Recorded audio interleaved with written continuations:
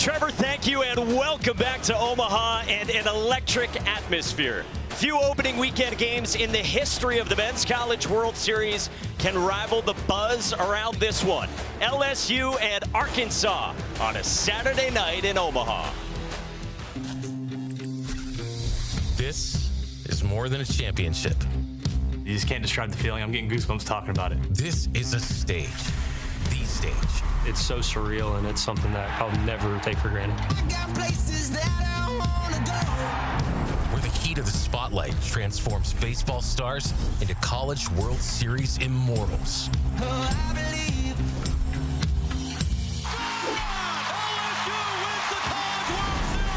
For 75 years, Omaha has been the destination for hardball dreams. Bruins are going to Omaha. Murray State has done it. Now, history is within their reach. Arkansas is headed to Omaha. LSU in their 20th College World Series. All eyes watching for the moment that we will never forget. This is college baseball paradise. This is the Men's College World Series. Welcome to the NCAA Men's College World Series presented by Capital One. Pig was smoking at 7 a.m. Mardi Gras Mike was rolling through town, all for an enormous Saturday night between the two highest-ranked teams still standing.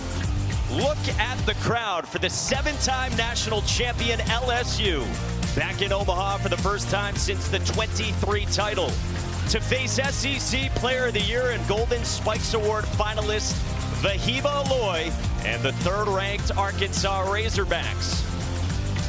Earlier today, A.J. Salgado and the UCLA Bruins topped this year's Cinderella, an eminently likable Murray State team. So 6 teams so far in action of this 8-team field. 2 brackets, double elimination. The bracket winners advance to a best-of-3 championship series that starts 1 week from today. With that, we say hello and thanks for joining us. Alongside Kyle Peterson and Chris Burke, I'm Mike Monaco. Chris Budden joins us in a moment. Dave Van Horn said, I don't know if there's enough seats to get everybody in here because, guys, this has every bit the feel of a national championship. We love these. We get the number 3 and 6 national seed, 2 of the greatest fan bases in all of college baseball. Night game at the home of college baseball. It makes for a pretty decent Saturday night, boys. This might be all right. Talent all over the place on both these teams as well. And let's start with the Golden Spikes Award finalists. We just mentioned Arkansas shortstop Vahiba Aloy. Yeah, he might be the National Player of the Year. He's already been named the SEC Player of the Year. He leads this team in every meaningful category. He'll hit the ball in the ballpark. He'll run the bases. He leads them in total bases, runs scored, and he can play elite level defense.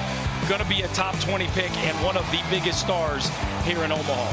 So top 20 for Vahiba Aloy. You see Kyler McDaniel's got him 14th. Speaking of first rounders, how high could Cade Anderson go? The LSU starter has authored a sensational sophomore season. Well, coming into this season, Cade Anderson wasn't a projected first-round pick. And every week it got better. Every week it got better because of this. The combination of stuff is next level. It's mid-90s, top of the zone, 2 different breaking balls, an outstanding changeup he can get swing and miss on. Then an old-school curveball right there. For Anderson, it seems like every week he has progressed, just 1 back of the national lead in strikeouts for a kid that could find his name called first in this year's Major League Draft. How good is this? The top 2 teams still standing. The 7-time national champs against a program thirsting for its first. First pitch coming up next from Omaha.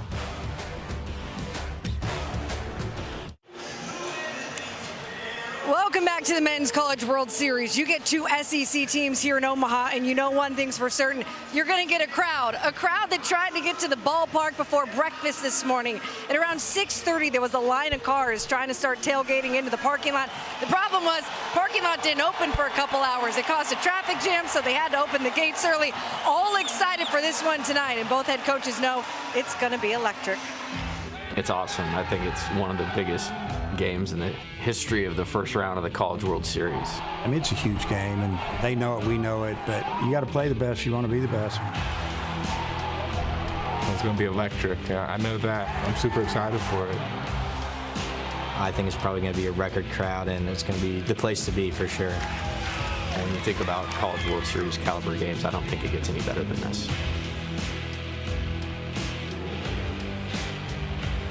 I asked Jay Johnson what he expected from tonight. He said, take Alex Box, our home stadium, and times that by 4. And that's what we're going to get on Saturday night. Sure feels like it, Chris. This is large at Charles Schwab Field. Check out the LSU batting order, brought to you by Capital One, an offense that was top 10 among power conference teams in runs per game. Josh Pearson's at the top, but Steven Monster Milam has changed this offense in the NCAA tournament. Yeah, he really has. 11 ribbies, leads an offense that has scored over 10 runs a game so far in the NCAA tournament. 28 runs last weekend to beat West Virginia in the Super Regionals in just 2 games. They all face the other half of this outstanding pitching matchup. Zach Root from Fort Myers, Florida. East Carolina transfers 38th on Kylie's board. Hogs have pretty good left-hander going tonight, too. We like these kind of matchups. For Root, it's a mid-90s fastball. It's actually played up in the postseason a little bit more. It's high-end swing and miss stuff. Coming off a really good one against Tennessee in the Supers, where we saw the fastball get as high as 98 miles an hour. I don't know that we'll quite see it tick up to that point. I think the biggest thing today is trying to control emotions and making sure that fastball is not misfiring early, because this is a little bit different than any of these teams have been in. First team All-SEC left-hander against first team All-SEC left-hander. And Josh Pearson will lead it off in this heavyweight showdown on a Saturday night.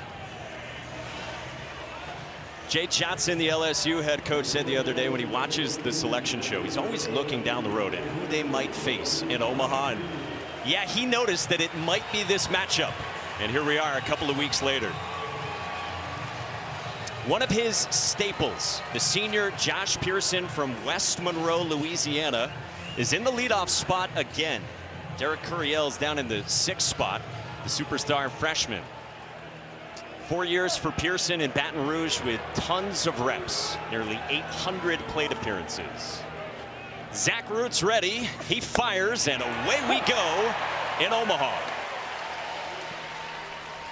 95 out of the chute from Zach Root, who was fired up on the big stage. You guys were there in the Super Regional in Fayetteville for another heavyweight showdown with Tennessee.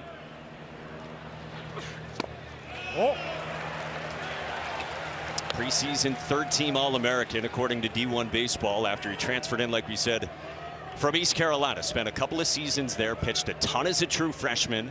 Then last year took a big step forward, and then this year with the Hogs has been great. That lands for a strike into 22. Tough pitch to pull the trigger on right there. A little front door breaking ball. Pearson wisely lays off. Not sure what he's going to do with that one, but a great setup pitch for Root. That'll get a hitter thinking. A deep breath for Zach Root. No, 1-2 away. 96 there, KP. He has found another gear with the fastball here in the tournament. Has clicked up almost 1.2, 1.3 miles per hour here over the last couple weeks. 2-2 on the ground, foul, and 96 again. Yeah, it's interesting, too, because for starters, at least, you generally don't see your highest velocity readings at the end of the year. Sometimes they'll go down a little bit. For Root, it's been exactly the opposite. I mean, last week was up to 99 twice against Tennessee, but he sat 95, 96 for pretty much the entirety of the night. Yeah, hit a 9 and had a big 8 as well to strike out Tennessee star Andrew Fisher. Chopper right side at Cam Kojal, the Omaha native who flips to Reese Robinette for the first out. All right, so here's the stuff. We've already seen fastball velo. 93 is the average, 95, 96. The curveball is, he throws it hard, but it has a lot of vertical movement to it. The changeup has some split action to it, holds it like a split change. Did throw a fair amount of cutters early in the season, still has it, but has kind of got away from it later in the season. So primarily 3 pitches, and you can see how hard he's been against left-handers in the postseason. Just set down another, and now he gets the right-hand hitting DH Ethan Fry. Oh. First pitch outside. It's a big Ethan Fry. He's had a monster junior season out of Rose Pine, Louisiana. Small town, top 150 on our MLB draft rankings. 13 home runs for Fry. A little better circumstances here earlier in the ball game for the hitters than we saw last night. The shadows not nearly pronounced, some clouds out, and Ethan Fry had a monster game first time around against Zach Root, 2 for 3 with a double and a homer. So certainly a guy that he feels comfortable seeing the ball against. Change up from Zach Root. 2 of them in the at bat. When change up missed away, breaking ball to even the count up, then a change up right there off the plate that Fry couldn't hold up on. Zach Root was telling us the other day it's a circle change that he learned on Instagram once upon a time. Why not? 1-2. Floated toward right center. And Justin Thomas Jr. is there for out number 2.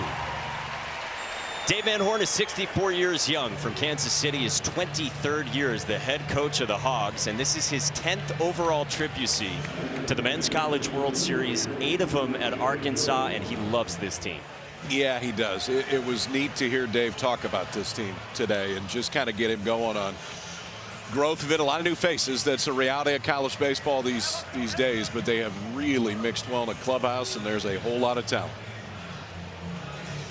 He told us that he told his team earlier this season, your guys' last game should be in Omaha. So this team needed to get here. Here's a guy who's been here before, Jared Jones. Junior first baseman in the 3 spot from Marietta, Georgia. 2nd team All-SEC. Was a preseason first team All-American and has driven in 70, tied for the 2nd most in the SEC. 62 career home runs, 3rd most all time for the Fighting Tigers. Oh. Saw the movement there on the fastball. It's mostly 2-seamers, Zach Root was telling us. But he get good arm side movement. Yeah. That right there, but still has shown the ability to stick that fastball in on the glove side, in on right-handed hitters. Landing the breaking ball. Yeah, he is. And he's thrown quite a few there to the arm side.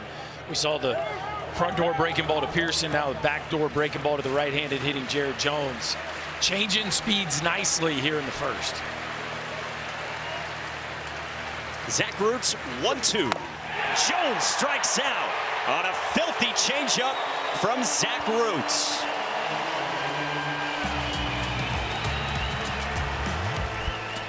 All right. Environment maybe isn't going to get Mr. Root tonight. The left-hander with the ace out early. Change up down and away to get the strikeout, his first of the night. Hog offense coming up next.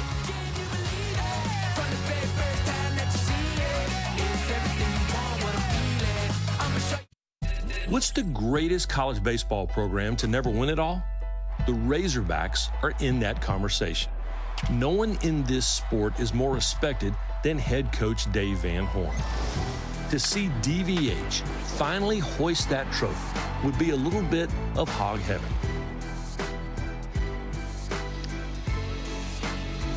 That's the goal for this team, led by Dave Van Horn. And here's the Arkansas batting order, brought to you by Capital One. Best offense in the country among power conference teams in runs per game with a ton of home runs. Yeah, the most home runs they have ever hit in a season, a lineup that really stretches you 1 through 9. And we've talked about Aloy, but Davalon at the top led the SEC in hits this year.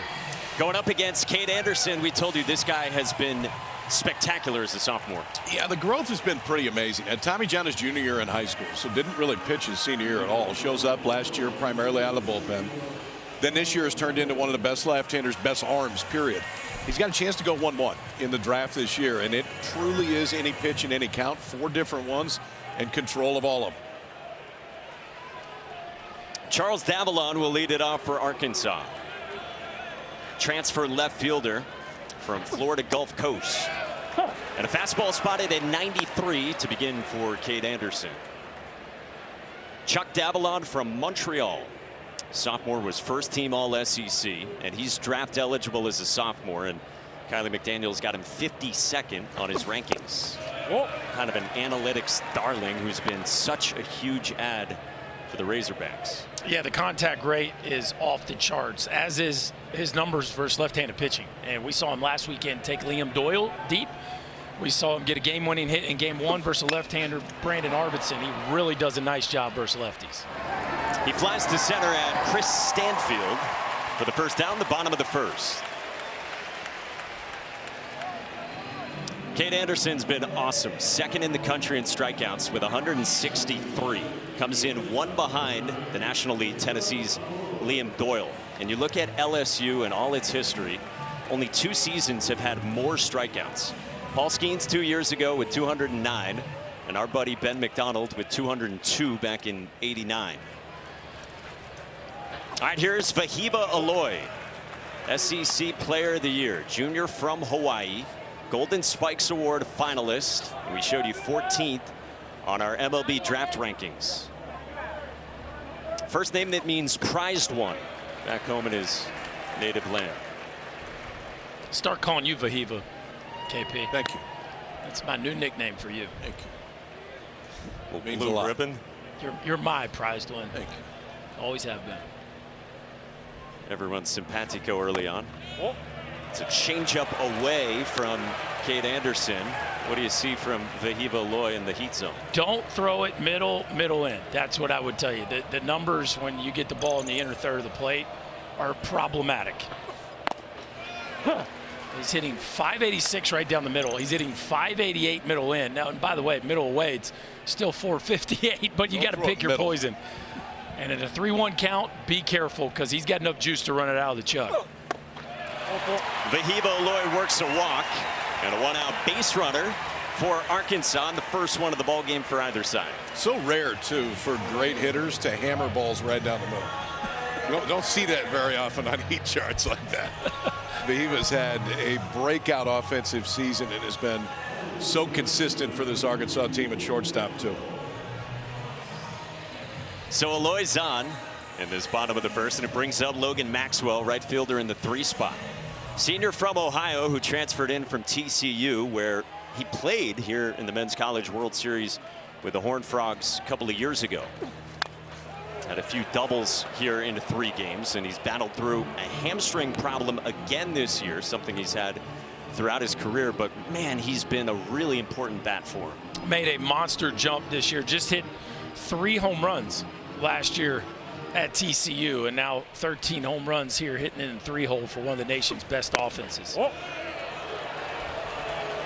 And a team that is ultra talented. I mean, we mentioned it when we talked about Dave Van Horn.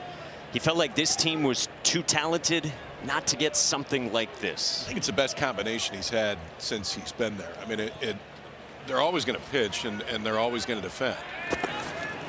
But the combination of one of the most powerful offenses in the country right now, and honestly one of the better defensive catchers in the country, creates an incredibly complete team in Fayetteville.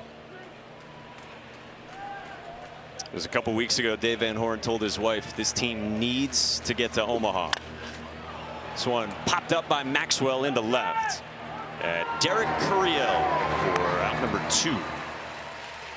Flip side of things, Jay Johnson, year 4. 2 years ago, of course, the national championship. He was National Coach of the Year, and he is right back in Omaha.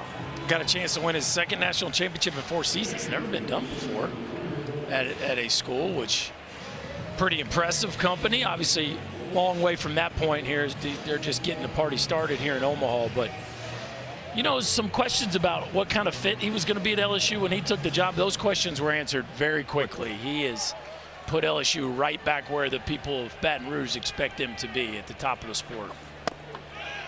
Strike one to Ryder Helfrich. I love the line that Derek Curiel had about Jay Johnson earlier this year. He said, Jay Johnson says he sleeps. I don't know if he does. He is a workhorse.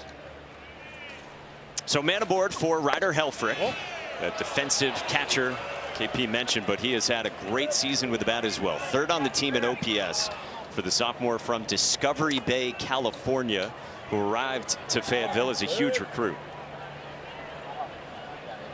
He's had a big NCAA tournament, 7 for 19 with 4 home runs. Knee-high strike at 95.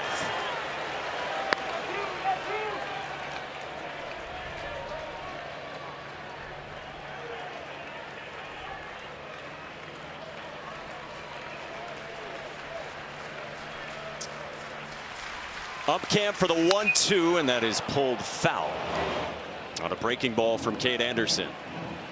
Helfrich 2 for 2 the last time these two squared off back in early May. Always interesting when a hitter has success against a pitcher, what kind of adjustments. We saw Root go to the changeup versus Ethan Fry. Better believe Anderson remembers that. Another 1-2 runs away. KP mentioned it. It was 3 runs all earned off Cade Anderson over 5 2/3 on 7 hits, a walk, and Anderson did pile up 10 strikeouts. LSU took 2 of 3 in Baton Rouge. And now here in Omaha, 2-2. Helfrich squibs one toward the mound. A great athlete in Anderson handles, and the inning's over. So off we go. Zach Root in the top of the first, and Cade Anderson in the bottom in Omaha.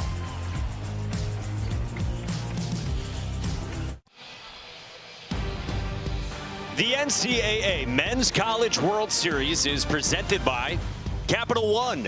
What's in your wallet?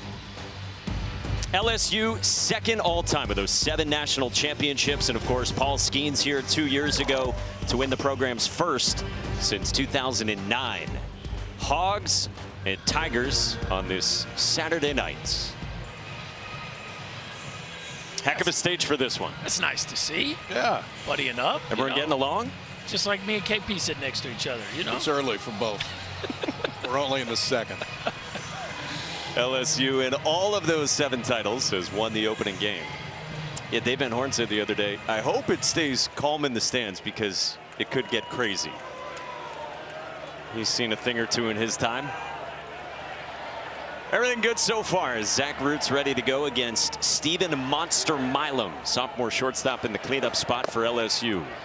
And strike one dropped in with the off speed to a guy who has really stepped it up in the postseason. He's gone over from second to short this year for the native of New Mexico.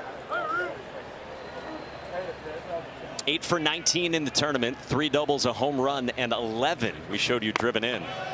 He's got the postseason hair going again as well. He's got tiger stripes beneath that helmet. Had it last year in the postseason as well. Get your colors and get them in there. If you're going to rock that hair, you better be a dude, and I'd say he checks that box. Yeah, how about 420 with 11 ribbies in the postseason? Tiger print hair, all you want there, young fella.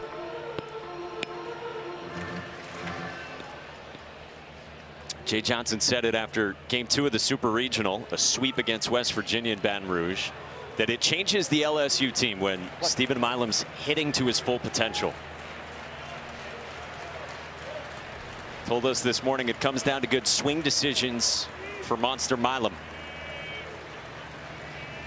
Another 0-2 on the way. Swing and a miss. Good changeup going so far for Zach Root. It's the right-handers. He's shown to be pretty comfortable with that changeup so far. The strikeout to Jones was on the changeup off the plate. Now the same thing to Milam. Watch where it starts, and then that arm side action on the change. Doesn't have a lot of down to it, but has a lot of horizontal run. Started on the plate, ran all the way off. Now back-to-back strikeouts for Root. They told us this is a dream come true ever since he's been in college baseball to pitch on this stage. He's got one away, and this is Luis Hernandez, senior catcher from Puerto Rico, transfer from Indiana State, who's also had a great NCAA tournament so far. 9 for 21. Couple of home runs and 5 driven in. Jay Johnson said to us this morning, maybe the pickup of the year. Well, and a couple swings of the year in that regional final. They needed him. They needed somebody to get them going, and he launched a couple large ones in that one that allowed the stadium to breathe a little bit, and then the Tigers rolled. Against Little Rock. It got interesting. It got way interesting. It really did. Yeah, you go game 7 in a regional against the 4 seed. It wasn't comfortable there for the first 3 or 4 innings. How about down 5-1 into the 4th, down 5-4 in the 6th. That's up high. It's a 4-pitch walk, and LSU's got its first base runner with Luis Hernandez off a route.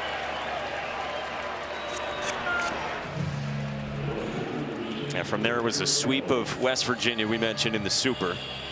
How about 16-9 on Saturday and 12-5 on Sunday for LSU. Yeah, once they got through that regional, boy, did they play downhill against the Mountaineers. Just an onslaught of offense. Carrying a lot of momentum here into this event. Well, a man aboard for one of the best freshmen in the country. In the California native Derek Curiel, the left fielder who was second-team All-SEC. He's been great in the NCAA tournament as well. A guy Jay Johnson says is an engine of this offense.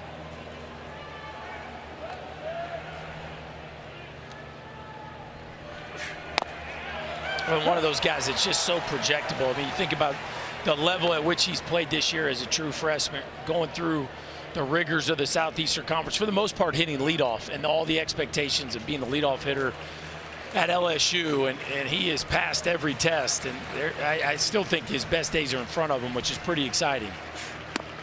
Oh. The body looks like it has another jump into it. You feel like the power is going to continue to develop, but there's some special bat-to-ball skills in this young outfielder, and I'm certain we're going to see him out there patrolling center field at some point too. He's been in left this year with Stanfield in center. The 1-2 to him, yanked outside.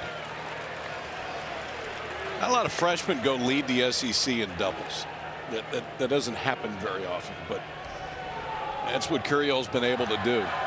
Bumped him down the lineup, and it's been going so well that if history is any indicator with Jay Johnson, I don't think he's going anywhere. I think he's staying right there now. Two pretty good takes on breakables. Root was hoping for a swing.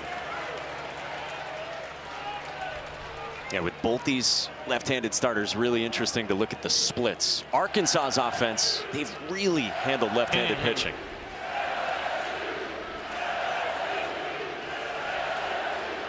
Zach Root will check over at first. I don't know. Let's get a little physical over there first. Hernandez throwing a little bit of a right shoulder there. That's not the chatty first base. Yeah, a couple big bodies there getting to know each other. It was relatively friendly. 3-2. Down low, and a second straight walk worked by this LSU offense. Curiel shaking his head. Some good takes there against Zach Root. Started 0-2. 0-2 to the freshman, first time in this environment. He took a couple breakables just down and off the zone that thought maybe he would go after. Instead, it's back-to-back one-out walks, and Matt Hobbs is on his way out early. Matt Hobbs in his 7th season at Arkansas, and last year D1 Baseball named him the assistant coach of the year in the country.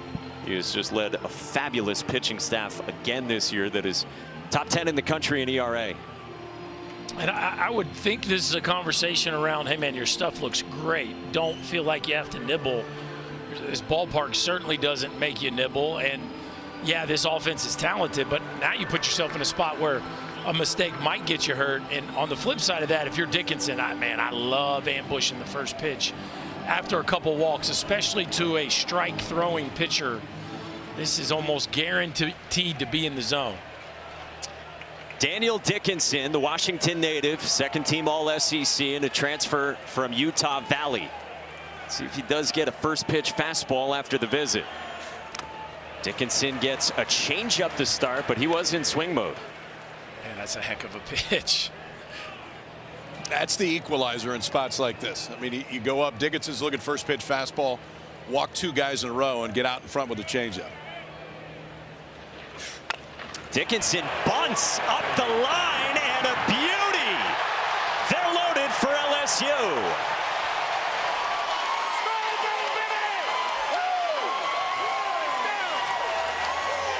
Well, it doesn't get much prettier than that. I mean, 0-1 with one out. Yeah. That is not a typical time to try a bunt for a hit. But if you can get that kind of angle and that kind of placement, Zach Root just has no chance. And I thought it was pretty wide. Look at him get the bat out in front, deaden it by cutting it just a touch, and that thing just rolls out into no man's land. Root with the wise decision, I think, KP, to put that one in his pocket. No reason to take a chance right there. 5th bunt single of the season for Dickinson. And now they're loaded up for Chris Stanfield, the center fielder in the 8th spot. Auburn transfer originally from Tallahassee. Guy who's got some electricity with his speed.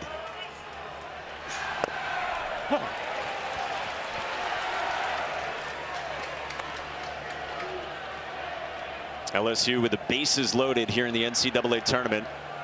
They've been good. A couple of grand slams.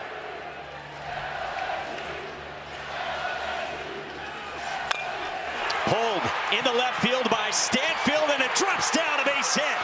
Hernandez scores. Curiel stopped himself at third, and LSU strikes first in the second.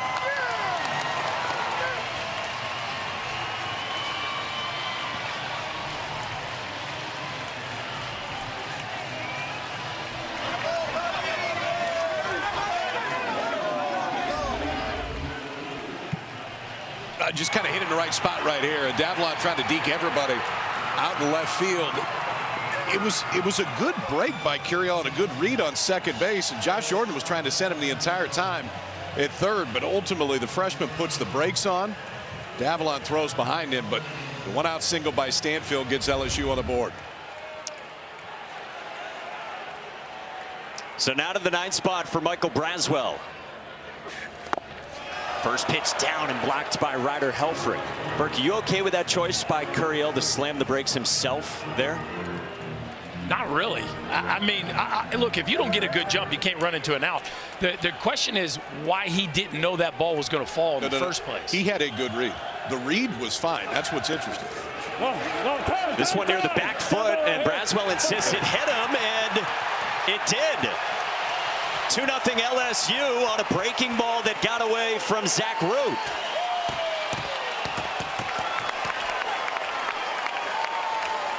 I guess the better way to put it is trust his read. Here's the hit by pitch. As they were going safety squeeze right there, and that ball catches Braswell just in the bottom of the foot. I'm not sure why he. Here's the deke right here by Davlon. He's got his glove up in the air, and I think Curiel just didn't trust himself, KP. It had to be right there, because ultimately I thought his read was pretty good. I mean, he was kind of sold out right there. If the read's wrong, he's getting doubled off. Yeah, it's like he went, and then he didn't trust it, and then he stopped, which at that point was the right decision once he didn't trust it. Well, it ends up 2-0 anyway for LSU. That's right. And now we get another visit for Zach Root. What do you guys need to see from him to stabilize with action up in the pen and Gabe Gackle already working? The one thing you have to look at is say, okay, how is this happen? 2 straight walks, then a bunt single, and then you make a pretty good pitch. Stanfield's all the way out in front of it, hooks it to left, but doesn't hit it that hard, and then you bury a breakable. So it's not like they're barreling it all up all over the place, but now maybe the environment is getting to Root a little bit. Back to the top, and Josh Pearson. First pitch swinging after he grounded out to second his first time. That is such a huge stage, and Zach Root comes in with a couple of NCAA tournament starts already. And he was good in the regional against Creighton, 6 shutout innings, 7 strikeouts. Then in the Supers, we told you last Saturday at home against Tennessee, 7 innings, 1 hit, and a ton of emotion from him. Pearson squares. That's outside, 1-1. And LSU is with the bases loaded. I mean, they've now squared to bunt 3 times this inning. I think we had the feeling coming in. 2 teams that know each other really well. 2 elite left-handers on the mound. You may try to manufacture a little bit more for both these offenses that we're used to, but LSU's definitely trying to. Bouncing ball towards short. Aloy, the turn from Kojo. Not in time. Dickinson scores, and it's 3-0.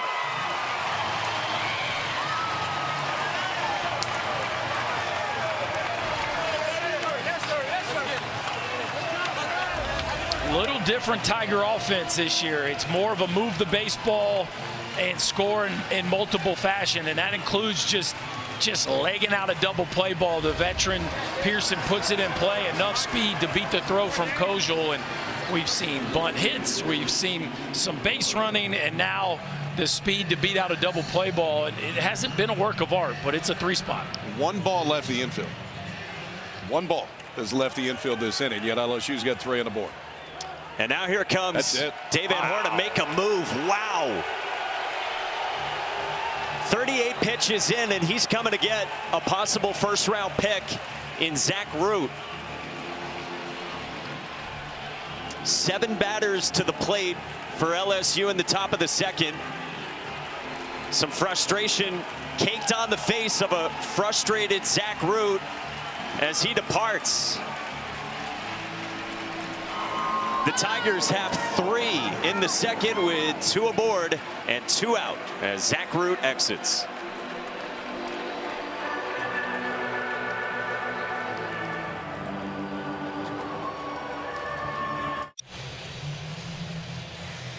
Earlier this inning, Zach Root allowed 5 straight base runners.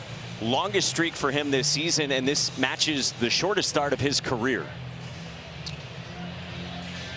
I don't disagree with the move, but I was still shocked to see Dave Van Horn walking out of the dugout right there. Now, one of the reasons is because of the guy stepping to the plate. Is one of the things we were talking about. It's just how good Fry had been against Root. Yeah, I think it's both things. I think maybe Root just didn't have it today, but also down a 3 spot with a couple guys on and a matchup they didn't like. They felt like they had to go to their best bullet right on right here. This is Gabe Gackel, sophomore righty from California, who was a preseason 2nd-team All-American and was a starter to begin the year through mid-April for Dave Van Horn, and then bumped out of the rotation following the Georgia weekend. Right on right against Ethan Fry. Strike at the top of the zone.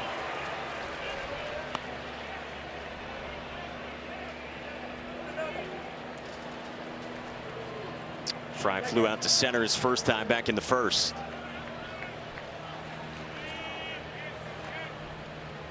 Gabe Gackel's 0-1. Twists outside.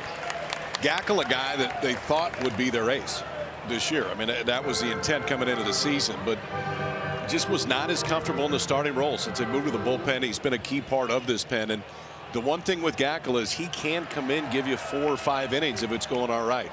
He's stretched out enough. Poked foul by Ethan Fry. Saw his mom Brandy here watching, part of the many patrons at the Chuck.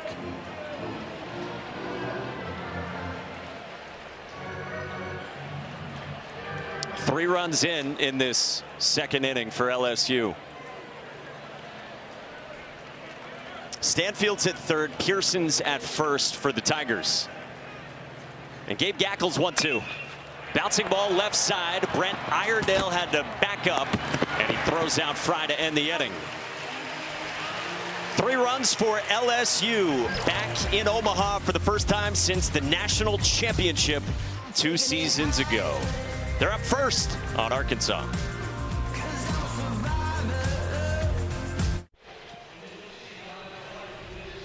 Short start for Zach Root, and he's talking here with Zach Barr, the director of pitching development. I like it. You need a good cop in this one because Zach Root doesn't want to talk to DVH right now. He doesn't want to talk to Matt Hobbs. And for Zach Barr right there, who pitched at Arkansas, the message is, I know you're mad, but if we're going to get through and win this thing, we're going to need you again and potentially again. So for now, it's done. It's over. Let's root for our guys in white.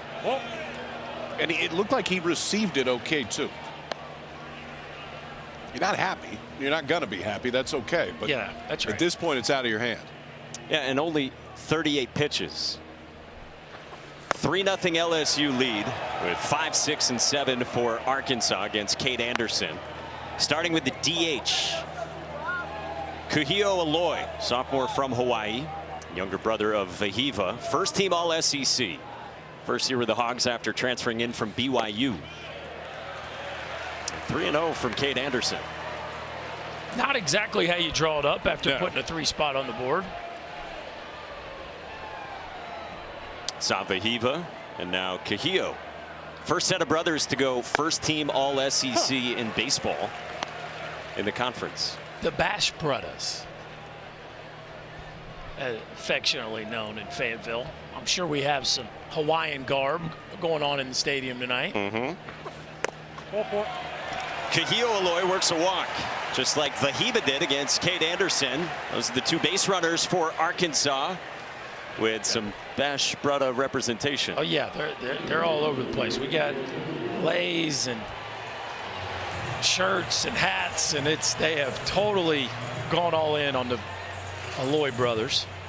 Vahiva was telling us the other day he thinks all of Maui is watching. It's only a 5-hour time difference. We like that. Well, hello, Maui. Good afternoon, Maui. Aloha. Oh, yeah, excuse me. Pardon me. Here's Cam Kojal, the Omaha native. Welcome home to the pride of Millard South, where yesterday Arkansas practiced at Cam Kojal's. That was pretty cool. Yeah. He was all jacked up about coming back home when they won in the Supers against Tennessee. And he had a message at the podium. Omaha. Going home. Sleep over at the Kojals.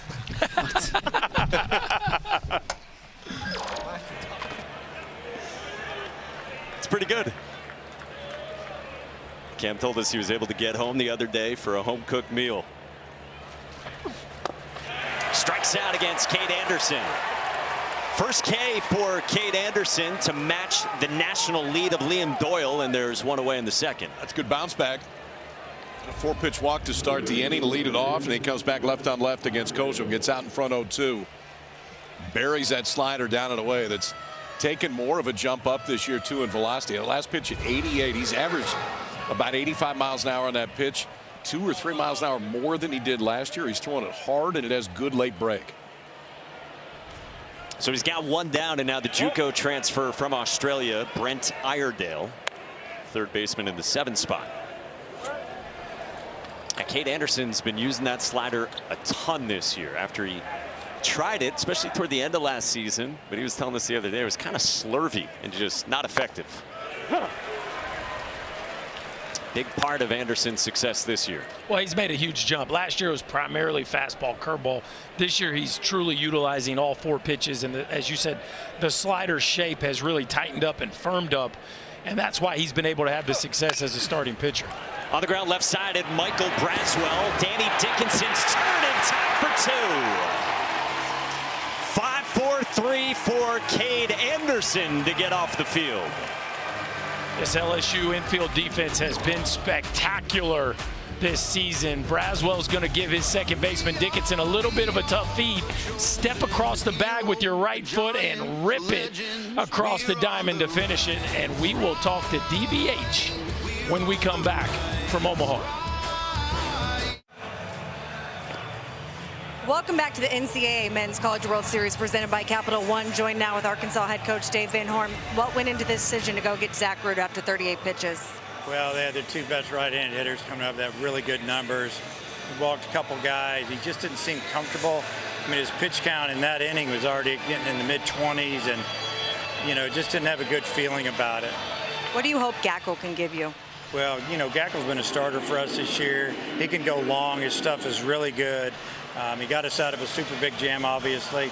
We just feel like the game was on the line right there. And, you know, you can win the game or lose the game as early as the second inning. So just keep doing what he's doing, give us what he's got, and then we've got to chip away and score some runs. To that point, you guys have seen Cade Anderson before. When you guys get up second time through the order, what adjustments do you want at the plate? Well, we've got to start scoring up some baseballs, honestly. You know, he's walked us a couple times, but we haven't been able to come through with a good hit. You know, we've had a couple fly balls to the outfield. Obviously, got us on a, looked like a changeup right there, double play ball. We just got to stay through the middle, and we need to hit and swing early in the count on him. That's usually been the best thing we can do. Thank you, Coach. Okay, thank you. Guys. Chris, thank you. Yeah, it was 24 pitches in that second when they went and got Zach Root. Yeah, Jared Jones leading off here. One of those 2 fearsome righties that he mentioned is part of the decision. Yeah, I mean, look, again, I think he said exactly what we kind of thought the thought process was. This game could get away from you. 3-run homer right there by Ethan Fry. And 6th spot in this yard with Cade Anderson on the mound is not a place you want to be. Gabe Gackles 0-2 to Jared Jones. Curves outside. Well, you also heard what KP said. You can get length out of Gackle. He's been doing that since going to the bullpen after those 9 starts earlier this season. 2-2 on Bear Jones.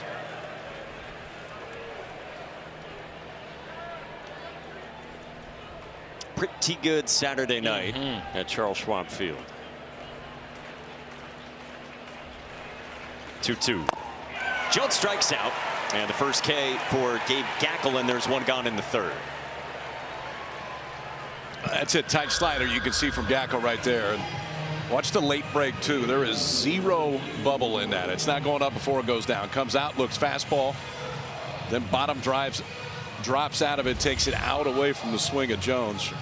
Gackel's first strikeout since coming in. I love when I get a new baseball term thrown on me. What do we got? No bubble in the breaking ball. No.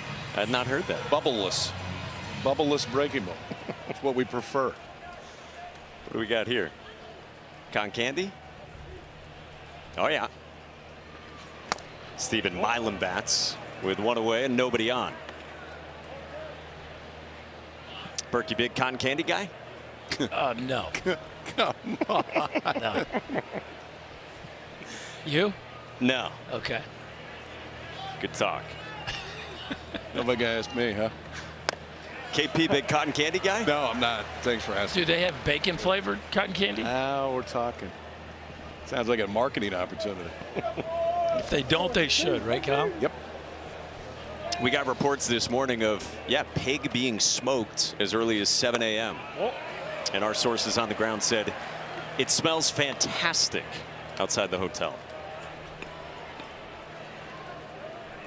For a scene unlike many in the history of this event on the second day at the Men's College World Series.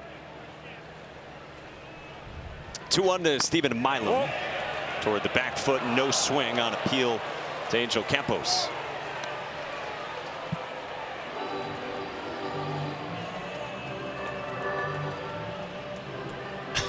What are we working with here? Now that's pretty special. That is laser focus.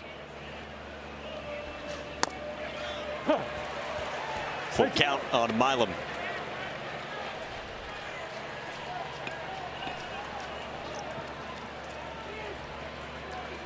Luis Hernandez is on deck. They've been calling him Playoff Poppy. Okay. Swing and a miss.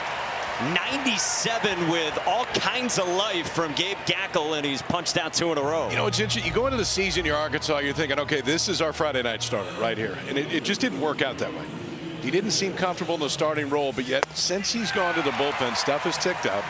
He still has the ability to take it deep if need be. And that 3-1, 3-2 fastball combination right there to Milam was exactly what you're used to seeing for guys that throw opening day on a weekend. Drafted out of high school by the Reds, but went to Fayetteville instead ahead of last season. Last year, a first-team freshman All-American with a 2.32 ERA out of the pen with 7 saves, 57 strikeouts in about 43 innings. Well, part of the reason everybody's so bullish on Arkansas all year long, but especially at the College World Series, is because of the exact scenario that's played out with their pitching here in this ball game. Luis Hernandez pulls one high and deep foul. You could get a bad start from a starter and go to multiple arms in your bullpen that can not just potentially keep you in the game, but potentially be shut down kind of arms. And Gackel is the best of the bunch, but there are other pieces down there in that Arkansas bullpen. Part of the reason they weren't afraid to go to it as early as they did. On the ground towards second, diving stab, and Kojal a little bit slow to get to it. Hernandez is on, and hopefully Cam Kojal's all right. That didn't look good. Looks like he's doing all right. Look like maybe the hand got caught underneath him there a little bit, going to his left. We saw this a few times last night. Yeah, that wrist just rolls under. Boy, that did not look good at first, but he looks like he's doing okay.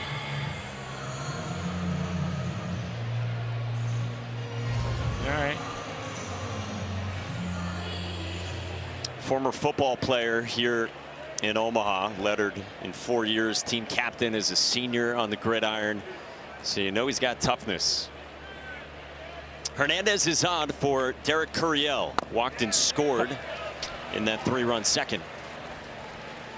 A few different shapes we've seen. He's got them both. Yeah, that was the curveball there that'll sit right around 80 miles an hour.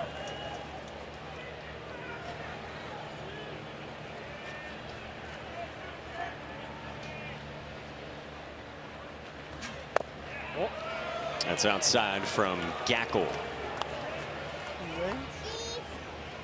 Did you say go Hogs?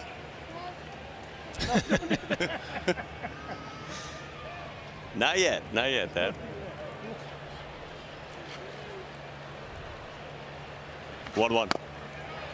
Drops in for a strike, and it's 1-2. Has he shown you the full bag here to this point? Now we've seen the 12-6, we've seen the hard slider, we've seen fastball up to 97. Now 90-mile-an-hour changeup. Just turn one over at 90 right there and steal a strike. Gabe Gackle's 1-2 is down 2-2 on Curiel. Arkansas pitching coach Matt Hobbs was saying to us today about Gackle that he still does fancy him, obviously a weekend arm in the SEC. He's got that kind of ability, like we've said. 2-2. Curiel lays off some good takes on breaking balls. Back-to-back at bats. I mean, he did it his first at bat, took 0-2 and worked it into a walk that came around to score later on. And here was in a down count, has now worked it back by taking a few just off the plate. Super mature freshman has it at 3-2. Gackle deals. Fouled away. I was talking with Cade Arambidi, LSU fellow freshman like Derek Curiel. He's known Derek Curiel since he was 12, 13. He said at 13 years old, I swear this kid could play college baseball. Like that mature growing up that he had that kind of ability. Jay Johnson was on him then, by the way. I was about to say. Yeah. 7th grade, he was already on it. That's not hyperbole. Jay Johnson agreed with that assessment. Runner goes and the pitch is down on the 3-2. Derek Curiel works another walk and a couple of 2-out base runners for the Tigers, already up by 3. That's now 51 walks for the freshman this year. 52. Pardon.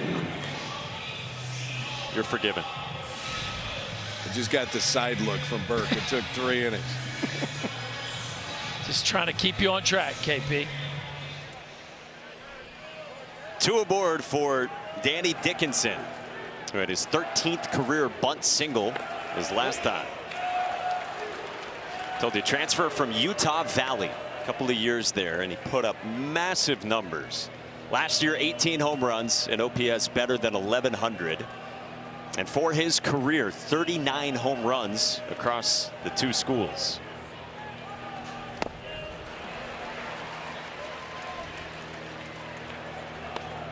These two have squared off a couple times already, and Gackle 9 breaking balls out of the 13 pitches in the first 2 times they faced, and starts this at bat off with a couple breaking balls. So clearly that's the book for Gackle versus Dickinson. There you go. That's crazy life on that fastball. Couple breaking balls, then climb the ladder with 96, and now as a hitter, you got a lot to think about. This will be the 25th pitch of the inning for Gabe Gackle. 1-2 to Dickinson. On the ground towards second. Kojal flips, Aloy covers, and the inning's over. Middle of the 3rd, and LSU's up 3-0 on Arkansas. The vibes are good so far for the Fighting Tigers. When we come back, Jay Johnson chats with Chris Budden.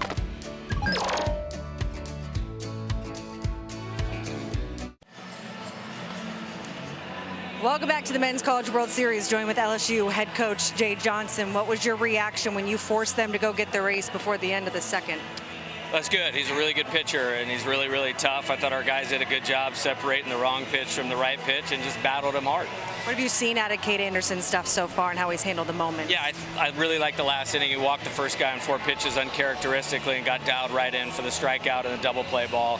Looks like himself, and I expect him to get better as he goes. The runs don't come from power, but from small ball. What have you thought of the execution so far offensively? Really good. You have to win a lot of different ways at this place, and I like that inning a lot. Thank you, Coach. All right, thank you. All right, Chris, good stuff from Jay Johnson, who liked what he saw after that leadoff walk in the 2nd from Cade Anderson. And when Cade Anderson's got a 3+ run lead, things are pretty good for the Tigers. he usually doesn't give too many up. So if you get him 3, then that's usually going to work out well. 8-9-1 in the lineup for Arkansas, starting with Big Country Reese Robinette with a half-hearted cut. You heard Dave Van Horn say to Chris earlier that he wants his bats to be more aggressive against Anderson. Well, he wants him to swing early in the count, but that was more like a sword than a swing. Got to be committed if you're going to go up there and take a chance early. And then a fastball grooved into Robinette, who's in his 3rd year with the Hogs. I don't think DVH has liked the way this at-bat started. I understand that, I think. Only the 15th start of the season for Reese Robinette. Grabbed a job in early May. Right side of the infield's had some injuries this year for Arkansas. And Robinette at first with Kojal now over to second. This one fisted toward Stephen Milam, and there's one away for Cade Anderson in the 3rd. The Men's College World Series is underway here in Omaha, and the action continues all week with the championship series starting a week from today, Saturday, June 21st. For more info, go to ncaa.com, the official online home for all 90 NCAA championships. These are the 2 highest seeded teams left. Arkansas, the only one of the top 5 national seeds to get here, and then LSU, the 6th seed. This is Justin Thomas Jr., center fielder in the 9th spot. And we haven't seen many matchups like this before. First time since we got national seeds back in 1999 that the top 2 teams in Omaha met in the opening game. Thomas flies to left at Derek Curiel, and a couple more quick outs for Cade Anderson. Yeah, it's funny. I don't know if it's because of this matchup or just a conversation that's around the tournament sports, but I had to answer a lot of questions this week about reseeding. I think probably because you get the 2 top seeds playing in the first round, people start thinking, well, that doesn't seem to be right. But it's really more of a sign of all the top seeds that didn't make it here. Everything else that happened. I'm out on reseeding. Let's just seed them and play it. Yep, meaning you too, Berkey? Yes, to me, like, I could see the argument for it, but I also think it takes away the opportunity for Cinderella stories. I think that makes that likelihood way less. And then, you know, it just feels like if you're going to do that as a whole, I think you would do it in the other sports that have tournament events as well. I mean, you worked the whole season for what happens in the original. It just doesn't feel right to, okay, based on what happened the last 2 weeks, now we're going to totally change it. I'm fine with the way it is. Vandy was the #1 overall seed, got bounced in the regionals. Louisville emerged there in Nashville. Texas, the #2 national seed, didn't get out of a regional either against UTSA. 1-2 on Charles Davalon, leadoff man who flew out to center his first time. We've heard both these teams answer that question as well this week, and they've kind of said, hey, we're probably going to have to play this team and beat this team anyway if we want to win the national championship. On the ground to second, Daniel Dickinson, who recovers in time to get Davalon. 5 in a row set down by Cade Anderson, who is pitching with a 3-run lead. All the way from Fayetteville and Baton Rouge to Omaha.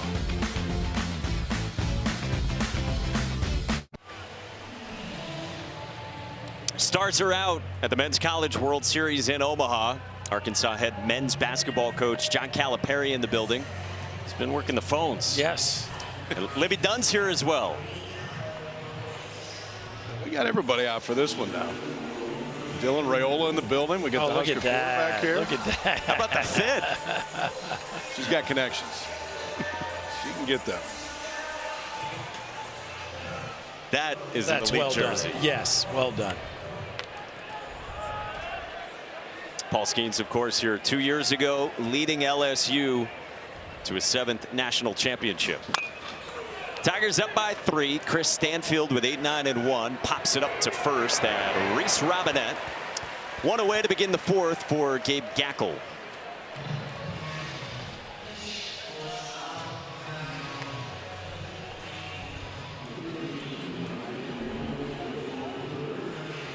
Well, you look at the anatomy of how LSU has done this so far. First 4 hitters in the lineup, 0 for 8 with 4 strikeouts. But then the bottom half of the lineup has produced. You got the 9-man here and Michael Braswell, who's going to go over and chat with Jay Johnson. Well, and of those 3 walks, 2 scored. I mean, the 2 one-out walks came around to score in the second. That kind of got everything going offensively. Then the bunt single, the Stanfield single. Pearson's ground ball would score the 3rd and final run of that inning for LSU. Now the walks certainly played into it, guys, in that second, but a lot of bunt flashes as well. A bunt hit from Dickinson. That's his DNA. Yeah. I mean, that is Jay Johnson's DNA. And coming from the West Coast, that's the type of ball that he honestly likes to play. Now, if you got a bunch of guys that hit 3-run home runs, you let them do that. But they've had to do a little bit more of that, and it wouldn't shock me if they do a little bit more today. That's what Jay Johnson had said to us this morning as well. I kind of wondered how much of it might be coach speak. He said this team doesn't have as much power or physicality as when they won it 2 years ago, but he said to us, we're able to do a few more things than that team was able to. And we saw it in the second.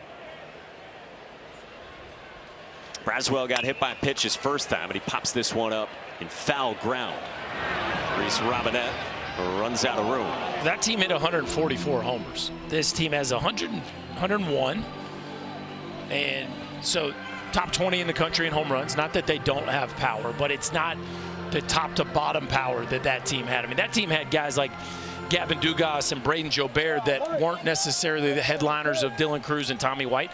That either one of those 2 guys could win the game for them that day with a multi-home run game. That lineup was as deep and talented as just about any we've seen. This one a little more top heavy when it comes to power, and so they've played more inside game, especially in the back half of the lineup this year.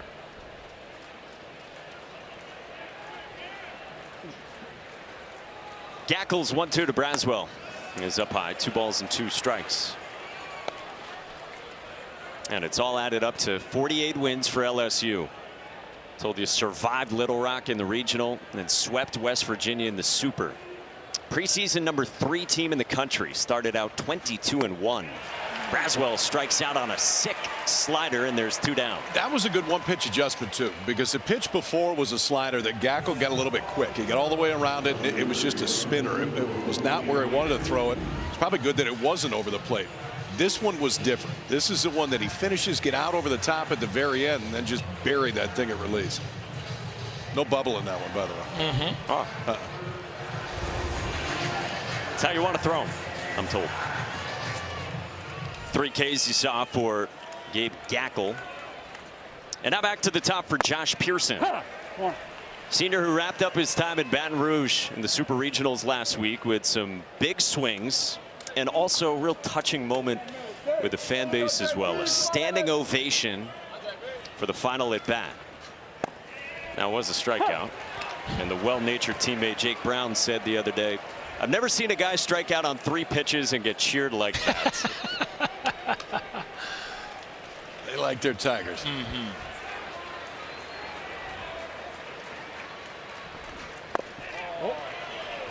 1-2 on Gackle, from Gackle. Oh, he was in the lineup on that 2023 team here in Omaha, and didn't have a ton of power production that year, but gave him a little different look at the bottom of that order.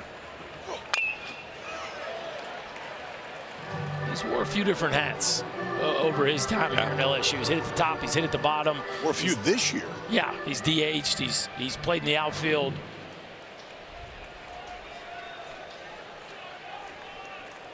Has done it with the glove in his time as well. Huge catch in Game 1 of the championship series 2 years ago. Ended up with a key to the city from his hometown of West Monroe in Louisiana. Jay Johnson has said we don't win the national championship without it.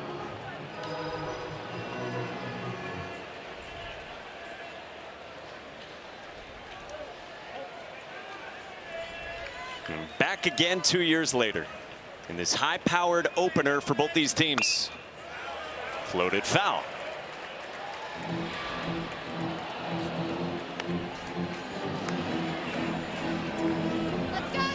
A lot of purple, a lot of Cardinal here as well. You guys got a feel on what the share is Seems pretty 50-50, doesn't it? I mean, it's kind of what we thought it would look like.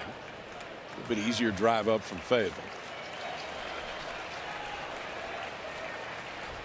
7th pitch to Josh Pearson. Sales. Yeah, I'd say about split. The outfield looks a little more red. I don't know if maybe that's because it stands out a little bit more, but plenty of both in the building tonight. Pearson hooks it foul.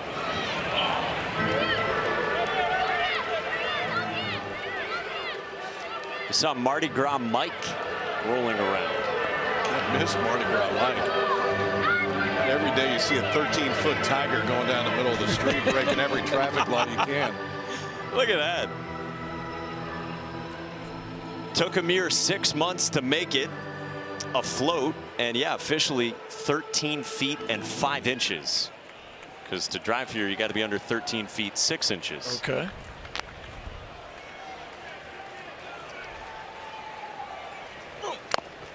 On the 9th pitch, Gackel fans Pearson with 97. LSU up 3-0. Cade Anderson was here as a fan a couple of years ago watching Paul Skeens. Libby Dunn representing with Anderson on the bump when we come back.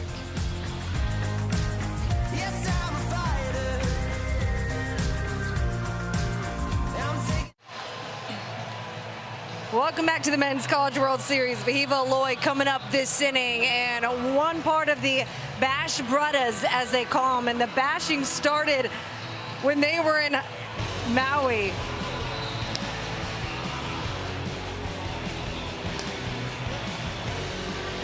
Here's a look at what it looked like back when they were growing up in Maui. They'd take whatever they could find. It was either firecrackers or bottle caps. Sometimes they go to the beach and make balls out of wet sand, whatever they could find, and that's where they really fell in love with baseball. They love having the teammates over to their house, cook them some Hawaiian cuisine, because you can't find that down in Fayetteville, boys.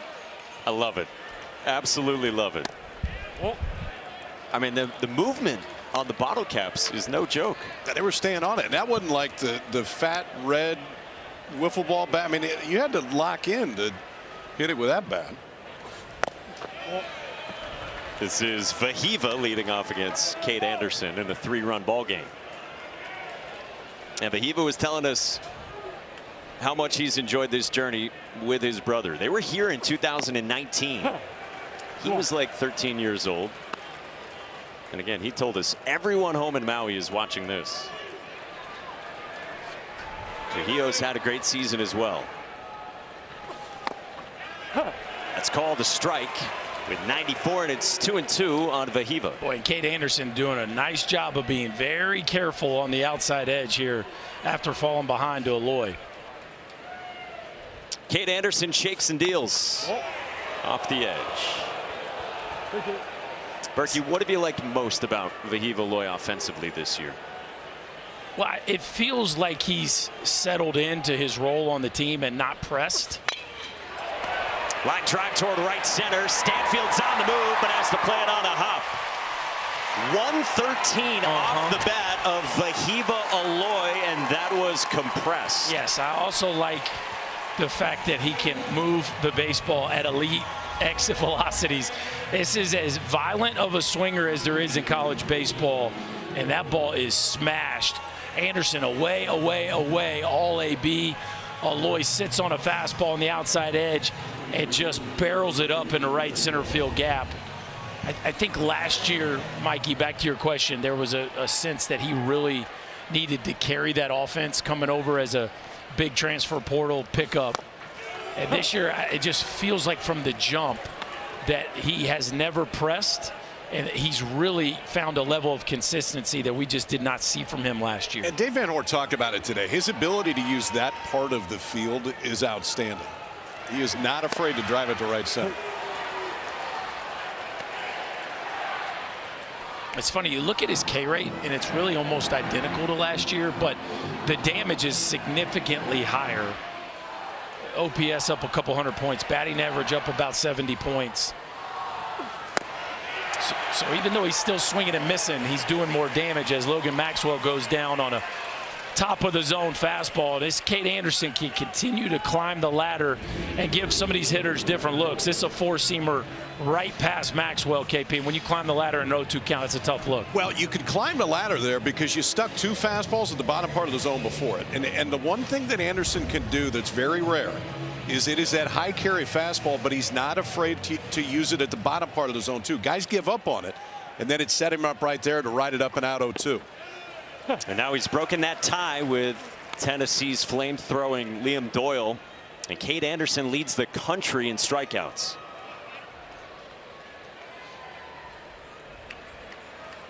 Only the one hit off him came from Vahiva Loy. Now the cleanup man, the catcher Ryder Helfrich, takes outside 1-1. Helfrich rolled back to Anderson his first time to end the first inning. So it was no hits through 3 for Arkansas.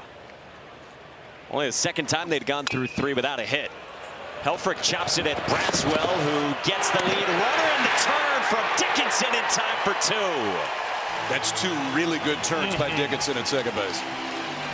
Because this one didn't hit that hard. Braswell gets it started, and Danny Dickinson is put on a clinic tonight defensively at second, turn of the double play. Twice LSU has done that to get him off the field.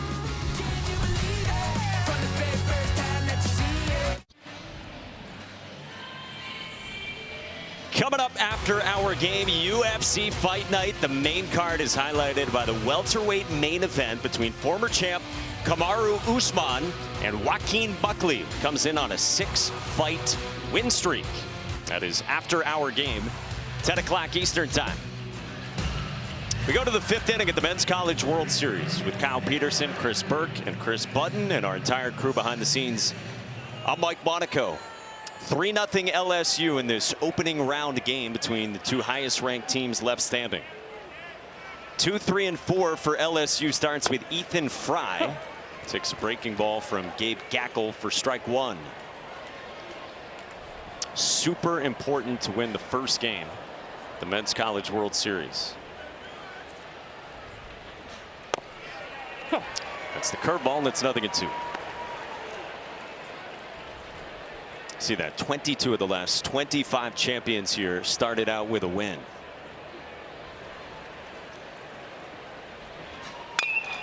On the ground, right side. Robinette stabs. Gackel covers, and nicely done for the first down, the 5th. It's a tough play. A very awkward throw for the first baseman, and you got to be able to trust your pitcher to maybe catch a throw that's not perfect. KP, I thought Gackel did a nice job of being under control. Oftentimes you're going to get a throw that fades here from the first baseman, and Gackel under control enough to finish that catch and make that play on a ball that maybe could have tipped off his glove if he got sped up. Yeah, and you want just a little bit of time to find first base. I mean, you hope that your route is right to where you're within a step or 2, but you still got to peek down right at the last minute, and Gackel did. So Fry's out number 1, and now Jared Jones. He and Stephen Milam, who's on deck, 0 for 4 with 4 swinging strikeouts. But it's been another good season for Jones. Saw the 20-70. Who came back. Told us the other day there were some times that he thought last year he was ready to go play pro ball. But when they lost in the regional in Chapel Hill, and when he said nothing crazy happened to me in the drafts, his decision was pretty clear. From up cam, the 0-2. Well, just outside. Yeah, he definitely had opportunities to go in the draft last summer, but not exactly at the level where he felt like he was potentially able to earn if he came back and showed some improvement over another year. And then, of course, always, you know, these LSU sluggers want to lead their teams to Omaha. Nasty breaking ball from Gackel, who's got 5 strikeouts, and there's 2 gone.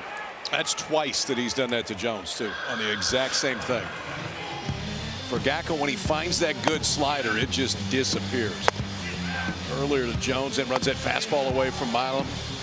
Another breaking ball later on, just ripped back and let 96 go, and here's the slider again. 5 strikeouts and a couple different pitches, but Gackel is giving Arkansas what they needed to have a chance. He's giving them length, and he's throwing up zeros so far. And now pitching coach Matt Hobbs comes out. Jeff Head, who you saw featured prominently with Upcamp, is out as well. And maybe some issues with the cleats. Blew out a tire. Yeah, you don't see that one every day. Got to get the pit crew going right here. Change that thing out quick.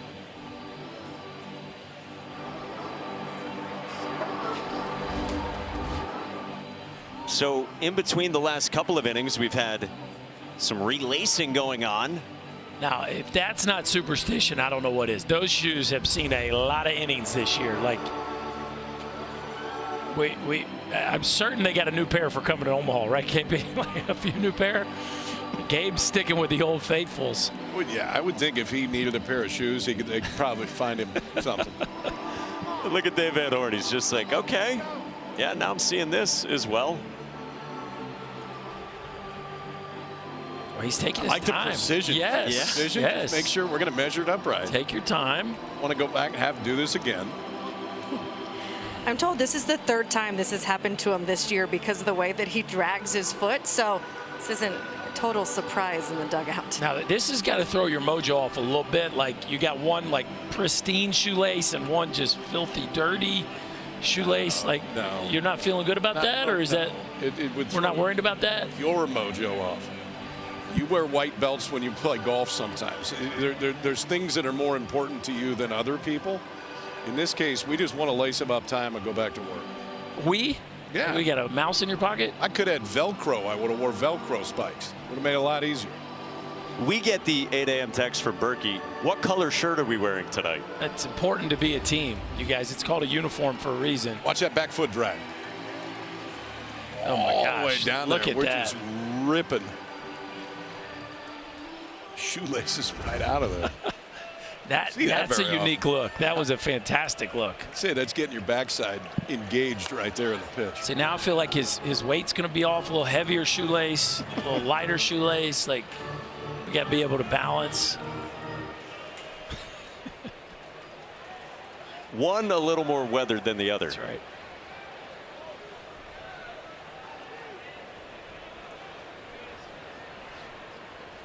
Meantime, Stephen Milam's been waiting on the proceedings.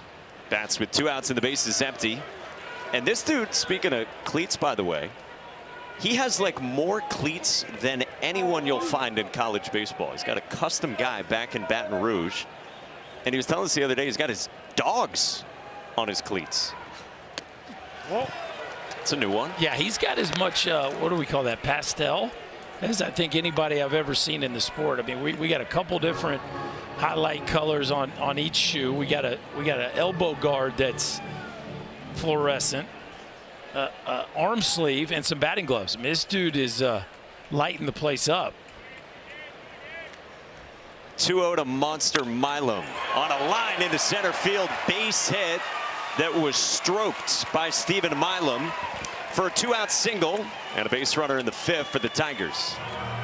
Rough couple at bats for Monster Milam to start this College World Series, but that's more the stroke we're used to seeing from the Tigers shortstop. A bullet back up the box. There's the dogs on the shoes. That's a good look. He adopted 3 Belgian Malinois, our favorite, and living with Jared Jones, who's got a dog as well. They have 4 dogs running around. A lot of mouths to feed. Thank you, NIL. It's an easy deal to get. Now Luis Hernandez.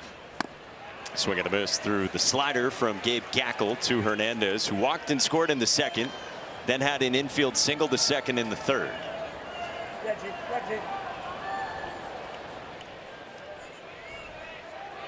Tigers got 3 in the 2nd, and that's it for offense in this heavyweight showdown so far.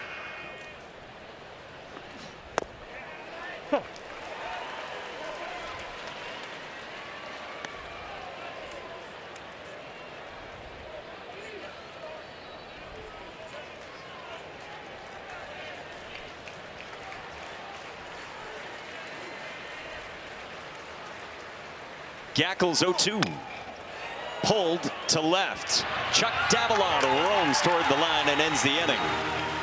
2-out single, that's all from Monster Milam. And we are halfway through Cade Anderson was ready for this one, and he's only posted zeros so far. He's on the bump when we come back for the bottom of the 5th.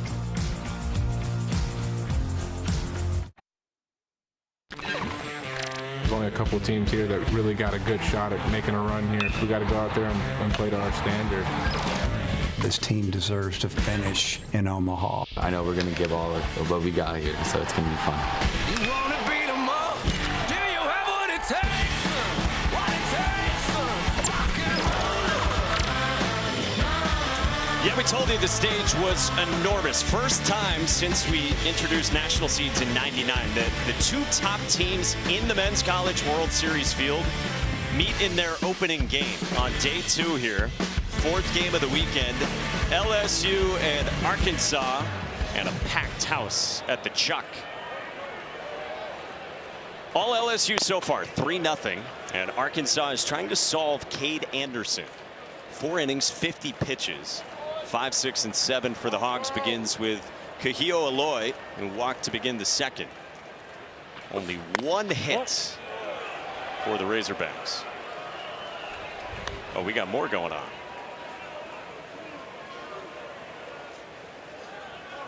Again, it's very deliberate with the pace here. No, he's not taking anything for granted.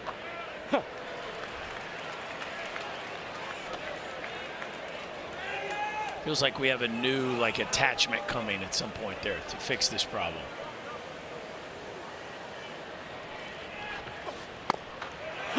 Breaking ball for a strike. See how he's restringing both of them? See how he's doing that, Kyle? Interesting. You think it's the weight imbalance you were talking about? No doubt. Just this. If you're going to go one, you got to go the other. And we got the cobalt out. Cut and a miss. And a nasty breaking ball from Cade Anderson for his 3rd strikeout. And now Cam Kojal bats. The pride of Omaha coming up to the plate. And when you grow up in this town, this event means everything to you. And his dad built him a wiffle ball field in his backyard, but they call it Kojal Park. But the reason why this is so cool is because they built it with the replica of the Rosenblatt scoreboard painted on the right side of your screen. They got the left side, Kojal Park. Pretty impressive. This story has so many layers. His dad has also been on the grounds crew here. Pretty special moment for this family. How big league is that? Oh, that was legit. Little roller from Kojal to 2nd. Danny Dickinson got it away for out number 2. Boy, nice poise right there by Dickinson. That could have got away from him easily. One second baseman cutting down another one here. You got to charge. Usually if you bobble this one, you're in trouble, but that one stays in the glove. He keeps his poise. Watch, the ball comes out and kind of falls right back in his lap. Doesn't panic and throws a strike to get Kojal by a half a step. So 2 down, bases empty. Bottom 5, and now Brent Iredale. The Aussie in the 7th spot who rolled into one of those 5-4-3s. Is back in the 2nd, his first time. First year at Arkansas after transferring in from junior college in New Mexico. Right now, Cade Anderson is just rolling. He's just dealing, and the arm side fastball has just been fantastic. His ability to just pepper the outer edge of the plate to these right-handed hitters. We wondered if Cade Anderson would be angry. Wasn't great in the Super Regional, and you could just see the frustration on his face when he spoke after that game. This guy is an ultra competitor, geared up for tonight. 2-2. Yeah, and I mean, he's looked forward to this moment since he started playing baseball. I mean, this is a kid that grew up going to the camps and wanting to be a Tiger the entire time since he started playing this game. He strikes out Iredale, and he's fired up. A disgusting breaking ball strikes out Brent Iredale, and Anderson bookends a 1-2-3 5th with a couple Ks. He's getting better, boys, as this goes on. That may have been his best inning. A couple of strikeouts, 4 in the game for Cade Anderson so far.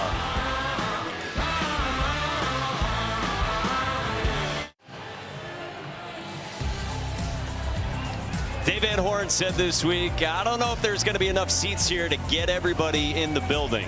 He said a lot of red, a lot of purple, And that is absolutely the case at Charles Schwab Field. Don't have any reports from the fire marshal yet, but this place is undoubtedly packed for the Tigers and the Hogs. To the 6th, 3-0 LSU. Got all 3 runs in the top of the 2nd with some walks, some bunts. Didn't get anything out of the infield, but turned it into 3 off Arkansas starter Zach Root. 6, 7, and 8 with Derek Curiel against Gabe Gackel. Yeah, an inning that started with a couple walks there in the 2nd, and LSU was able to cash it into a 3 spot, and that's all the offense we've seen in this ball game. Is Gackel has come in and absolutely settled things down, and Cade Anderson has been in cruise control really from the jump. Yeah, for Gackel, 3 1/3, 2 hits, no runs, a walk, and 5 strikeouts. His 60th pitch is down. Meantime for Anderson, 5 innings, 1 hit, 62 pitches. That's it. Gackel's 2-1. Curiel bounces it towards short. The Hiva Loy got rid of it quickly for out number 1. Nicely done. Anytime you're evaluating a big shortstop, you always wonder, how do they move on the non-routine plays? Can they go forward? Can they go side to side? He comes through here, watch the 2-hand catch, right? That makes the release just easier. 2-hand catch, 1-2, get it out of your glove, throw it accurately. He has really done a nice job of throwing the ball accurately this year. But for a guy that is big with power, moves plenty good to play shortstop at the next level. I thought it was interesting hearing Dave Van Horn talk about his arm today. And he said, scouts will ask me how his arm is. He's like, oh, he got plenty of arm. He just doesn't use it when he doesn't need to. Picks the times where he really has to air it out, and then has that good internal clock. When he doesn't need it. Brent Iredale has been sturdy as well. Nice pick by Reese Robinette as Big Country bails out Iredale for out number 2. Arkansas has made 1 error in the postseason. The number 2 fielding percentage team in the country. Looked like Iredale kind of got a late grip on that baseball, and every once in a while you got to have your homeboy over at first base bail you out when you throw a lawn dart. It's not Iredale's best throw, but Robinette makes it look like a clean 5-3 in the playbook. Your homeboy when you throw a lawn dart. Yeah, got to help you out. Another offensive timeout from Jay Johnson, talking with Chris Stanfield, who's due up, and then Michael Braswell on deck. What do we have there, KP? Feels warm. Is that like a Snuggie with a you want to hog on top? Run that through the rinse cycle twice tonight. Hell, walk on its own by the end of the evening. Trying to make weight next week or something. He's got to be steamy in that. We'll send down a towel as well. Here's Stanfield, but a run scoring single into left back in the 2nd, and then he popped down foul ground to first in the 4th. Once upon a time had a couple of hits off Paul Skeens when Stanfield was a freshman at Auburn. Jay Johnson loves to tell that story, that he took a liking to Chris Stanfield at that point.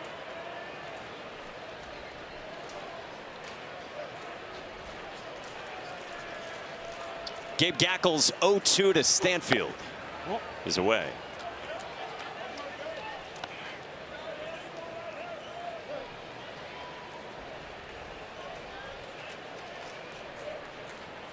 Gabe Gackel's done his part for the Razorbacks. He's kept this a 3-run ball game into the 6th. No bite there from Stanfield. And he has just looked completely comfortable from the second he has walked out onto that mound. 4 pitches for strikes. He's throwing chase when he wants to, landing it when he needs to. Oh, that's a good take right there. That is a swing and miss a high percentage of the time, and Chris Stanfield let that one travel. Wouldn't surprise me if he just earned himself a fastball here after that take. With 2 outs and the bases empty in the 6th, here is the 3-2. A heater pumped by Stanfield at 97. So Zach Root started this game and left in the second, and Gabe Gackle has delivered. Can the Hog Bats get going in the sixth after this?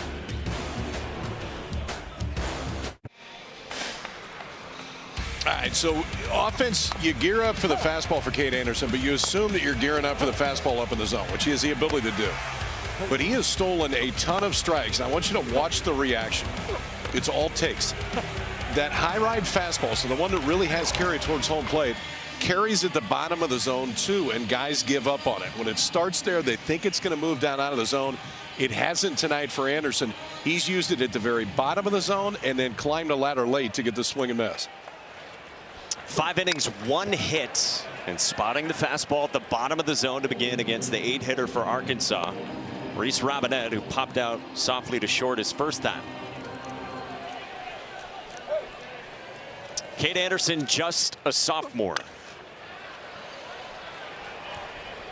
Mom Karena's here watching what the native of Madisonville, Louisiana is doing at the College World Series. How about what Nate Yeske said to us, his pitching coach, earlier today? Boy, if you gave this guy a 3rd year in college, he'd be spooky. I think that's kind of what Pro Ball's thinking too.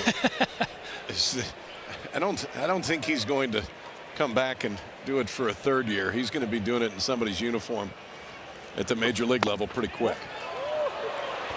Jay Johnson said this last month. He thinks Cade Anderson is the one guy, he said, in college baseball you can pencil into a big league rotation in 24 months. You buy or sell that?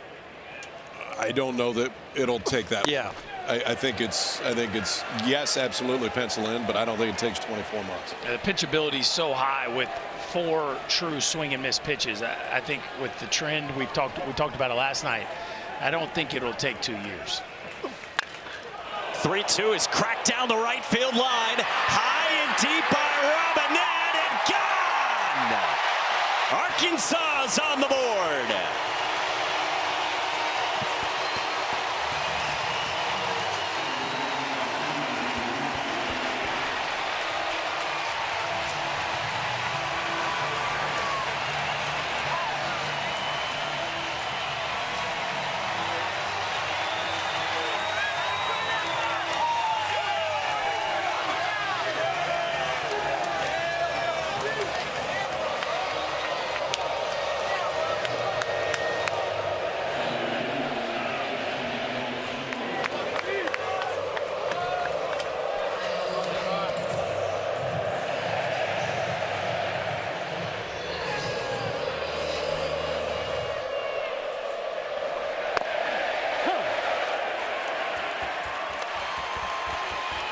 Fifth career home run in 3 seasons for Reese Robinette, and a large one to get the Razorbacks on the board in the 6th here in Omaha. We've been waiting all game for them to call the Hogs, KP. They finally did it. Yeah, they gave him something to call right there. And that was after Robinette's first at bat was not good. That time got a fastball he could handle, and he did not miss it. Told you only his 15th start of the season. 2 years ago as a true freshman, only 25 at bats. Last year didn't play at all.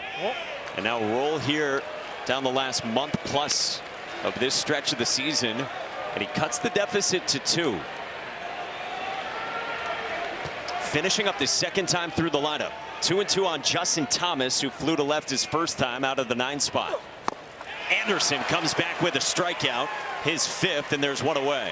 So his first at bat, he did not look committed to hitting the fastball, and Nate Yeske, the pitching coach from LSU, certainly recognized that. This at bat, they go right at him with heaters. He looks late, he looks uncomfortable. It looks like the fastball is way to go. Throw one breaking ball, and they are sticking with the heater. Finally, Robinette makes an adjustment, and hey now, a launch piece down the right field line. The big fella keeping the arms tight to the body and going big fly, and that is watching a hitter make an adjustment in the course of an at-bat to finally get his timing to a fastball. Very impressive there by the Arkansas first baseman.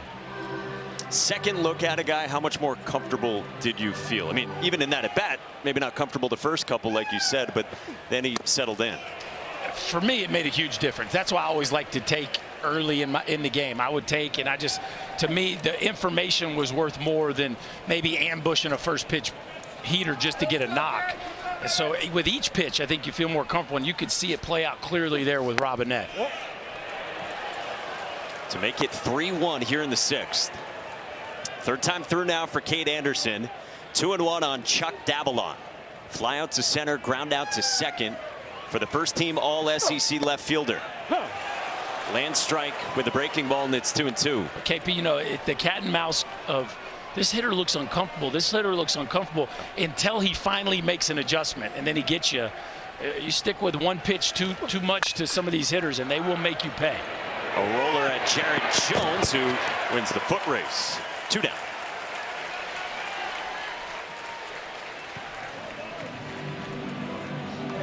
That was a pretty good job by Jones right there, because he was the only one that could get there. Anderson fell off and was late getting to first base, and normally you would have flipped it to your pitcher right there. Jones took a peek, realized that he didn't have anybody there, then he had to put the Jets on to just beat Davalon.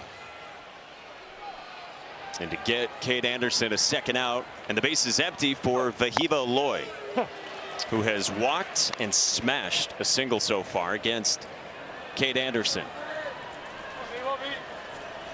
These are the matchups you very much enjoy.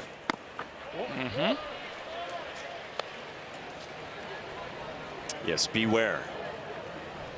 Loy got ahead in the count last time and then rifled a ball into right center field.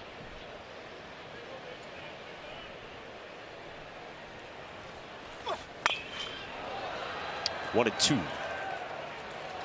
So you just saw Vahiva Loy 14th on our MLB draft rankings. Cade Anderson, if you weren't with us earlier, 7th on Kylie's big board.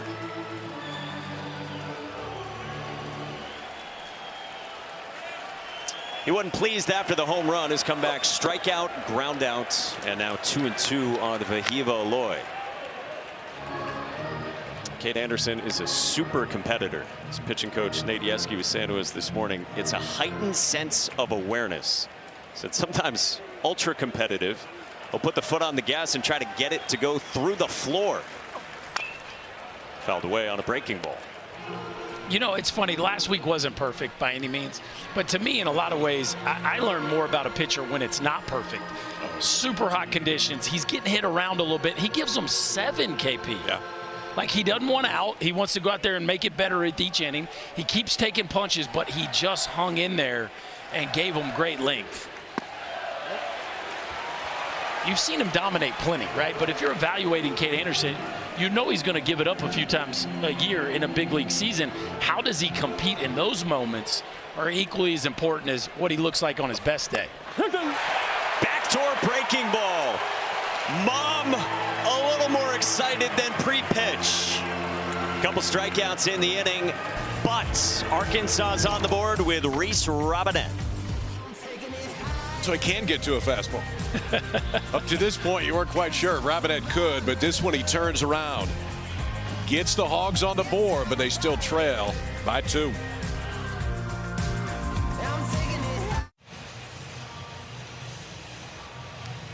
Take a ride with us from outside Charles Schwab Field into this packed ballpark.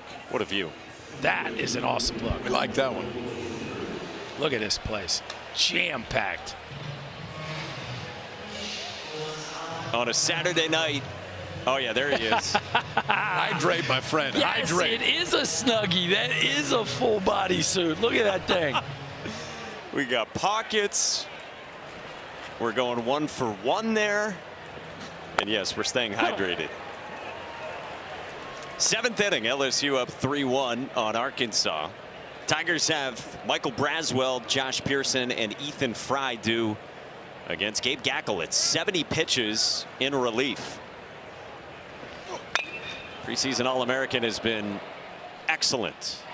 This is over toward the railing and into the seats.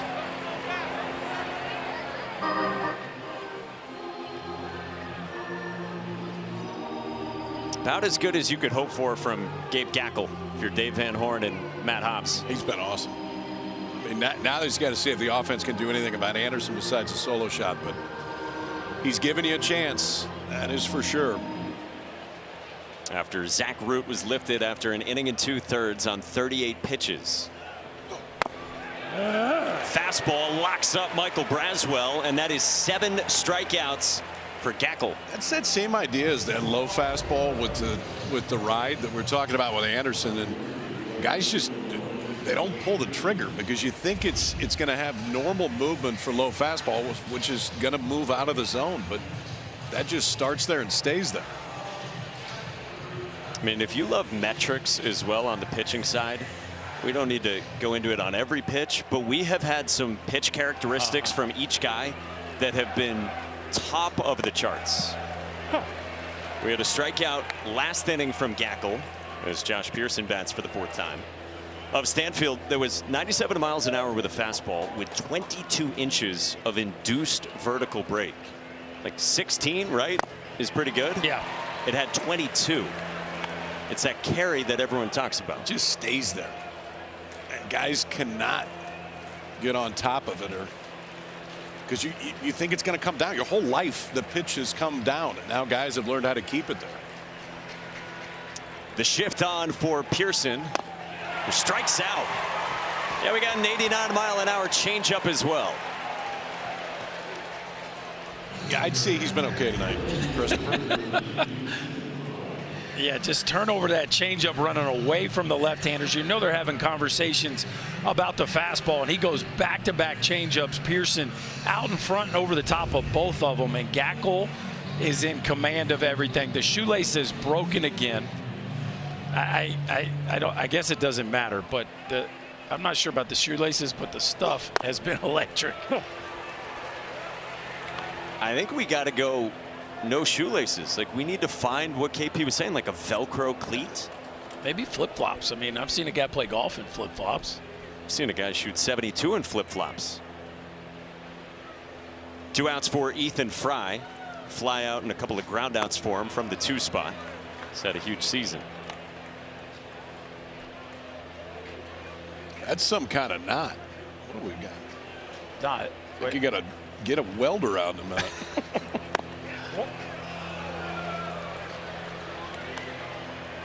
Have you ever seen more tight shots of shoelaces before? No. That is wild. Good take. 3-1 on Ethan Fry. LSU's bats have been very quiet since that 3-run second. They've had an infield single, a walk, another single, and that's it for base runners since the second. Backs up and it's a full count. I can see why Ethan Fry didn't like it. That's a slider that kind of faded to the arm side of Gackel. Jeff Head said it caught the inside edge, but this one raised the eyebrow of the Tiger slugger for good reason. 3-2. Another fastball, and Gackel is rolling. He strikes out the side in the 7th, and he's given the Hogs a chance. 2-run ball game as we hit the stretch.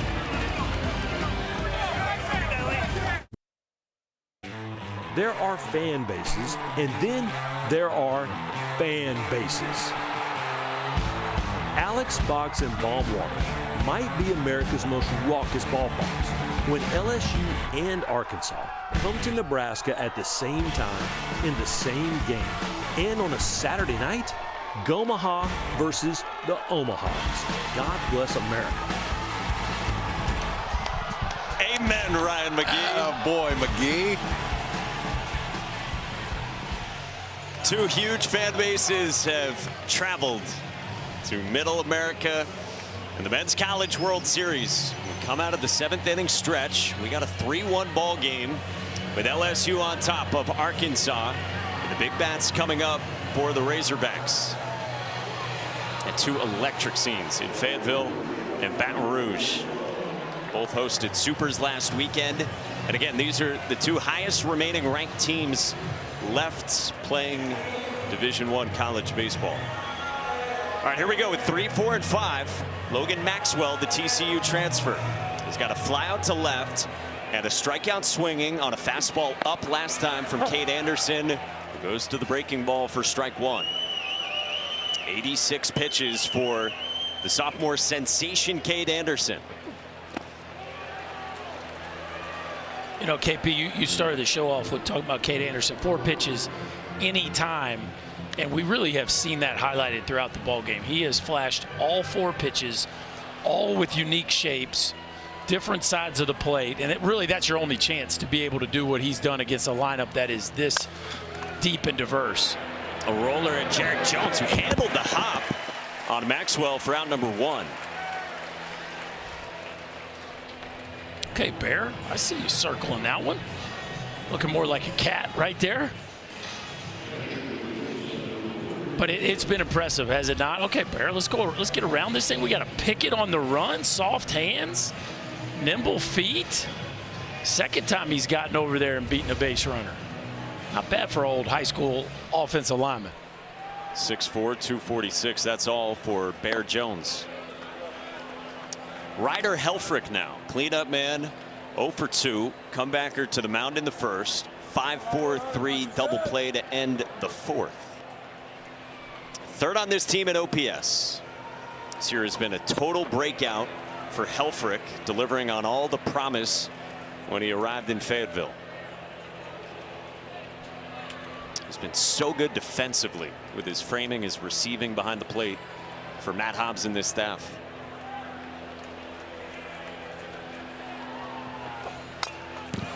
Matt Hobbs will tell you that the team ERA of 3.91, the actual ERA, would be, specifically, he says, 4.77 if you didn't have as good pitch framing as Ryder Helfrich gives you. They rave about him.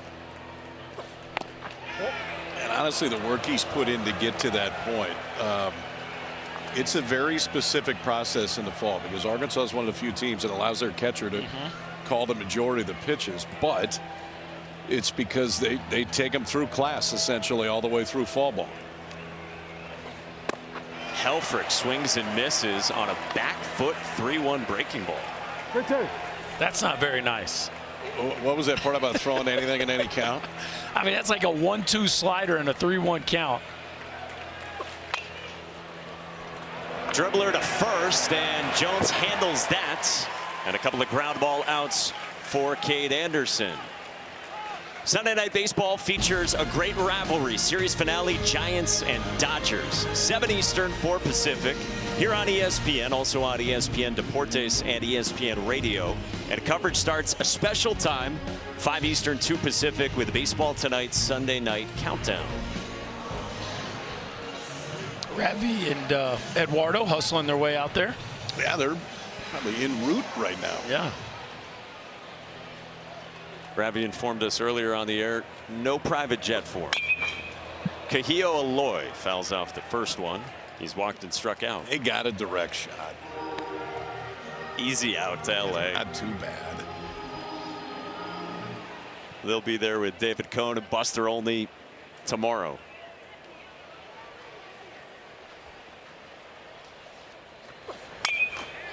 Nothing at 2 from Cade Anderson. Yeah, so any pitch, any count, feels like these 4 pitches, and Cade Anderson trying to get through 7 tonight. Crowd starts sensing it here in Omaha. Cade Anderson's 0-2 is down. Kid who always dreamt of pitching for LSU. Big time recruit. Louisiana native from an hour east of Baton Rouge, right on the bayou. Said, it's been my dream to have a role like this for the Tigers. At one point he looked Nate Yeski's pitching coach in the eye and said, Coach, in all seriousness, I was never going anywhere else. Swing and a miss. 7 innings of 1-run ball with mom watching for Cade Anderson in Omaha. Mom's seen a whole lot of this from this left-hander's career, but she's never seen it on quite this stage. And for a kid that's been looking forward to this day since he started going to camps at Baton Rouge, man, he has shown out. Another strikeout on the slider right there. Cade Anderson has worked 7 complete, and he walks off with a 3-1 lead to the 8th.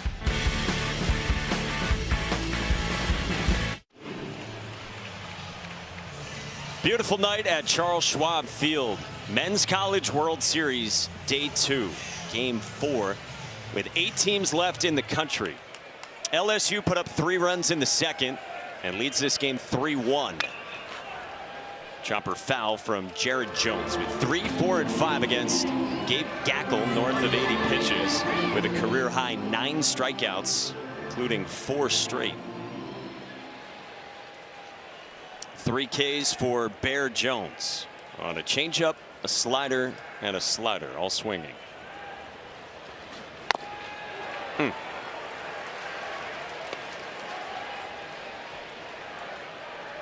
Longest scoreless outing this season for Gackle.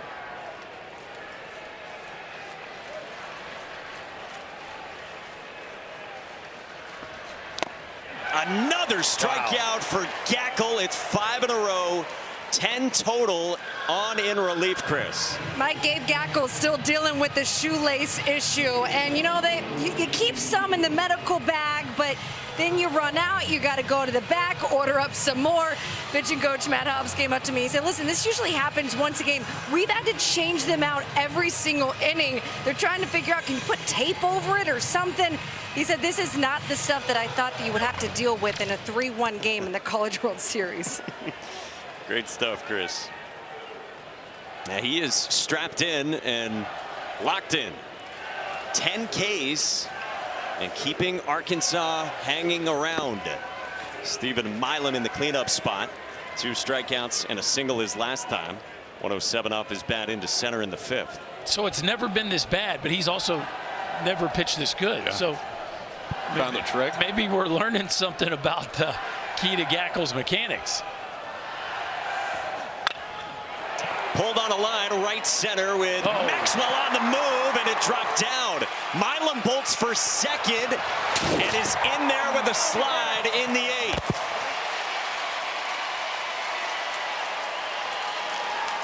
You don't see that a lot from this Arkansas outfield, but Logan Maxwell, he got tricked by this baseball. He takes a route deep into the right center field gap, and then late he tries to adjust in, and then he's in no man's land with the hop. Doesn't pick it up cleanly. Credit Milam for reading it and putting the gas pedal down, but that was a ball. Yes, it was hit hard, but that was a ball if Maxwell takes a good route to. He catches that one, I think, fairly easily. Again, Maxwell's been here before with TCU a couple years ago, in an outfield that always takes some adjusting to. And so Milam gets aboard with his second hit in the last 4 innings, and we get a visit from Matt Hobbs. Again, this is an Arkansas defense that has just been rock solid the whole season, but in the postseason, just 1 error. I guess no error there, not even on the bounce. I don't think so. No, I mean, I think it's a double the whole way, but it's a ball that clearly could have been caught. Yeah, I mean, I don't think you could give it an error on him not catching it, but it felt like the bounce and the kick and the drop would maybe be a 1-base error to get to second base. Hobbs going to check on his right-hander. He's, again, a heavy workload based on where he's been most of this season. He's gone as high as 99 pitches. He's gone over 93 different times. Last time he did it, though, was the middle of April. Luis Hernandez takes strike 1 on a breaking ball from Gabe Gackle.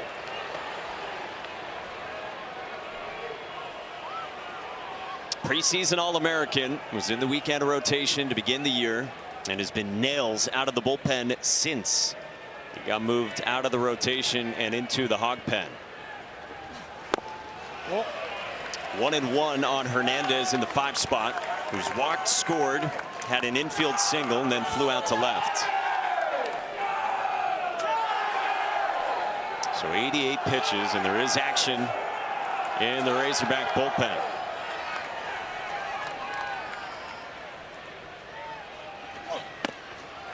Two and 1 on Hernandez.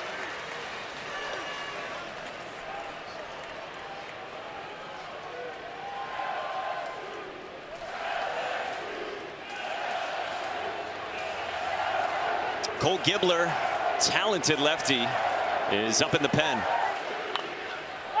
Popped up right near home plate, and Ryder Helfrich has got it for out number 2.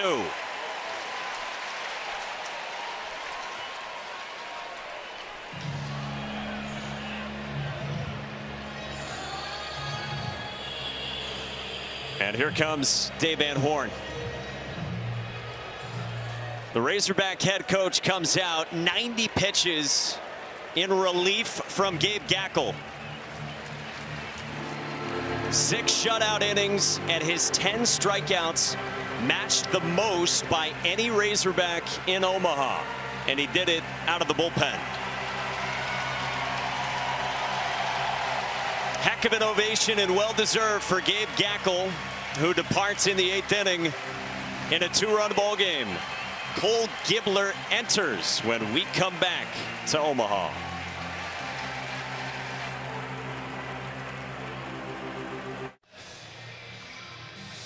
The NCAA Men's College World Series is presented by Capital One.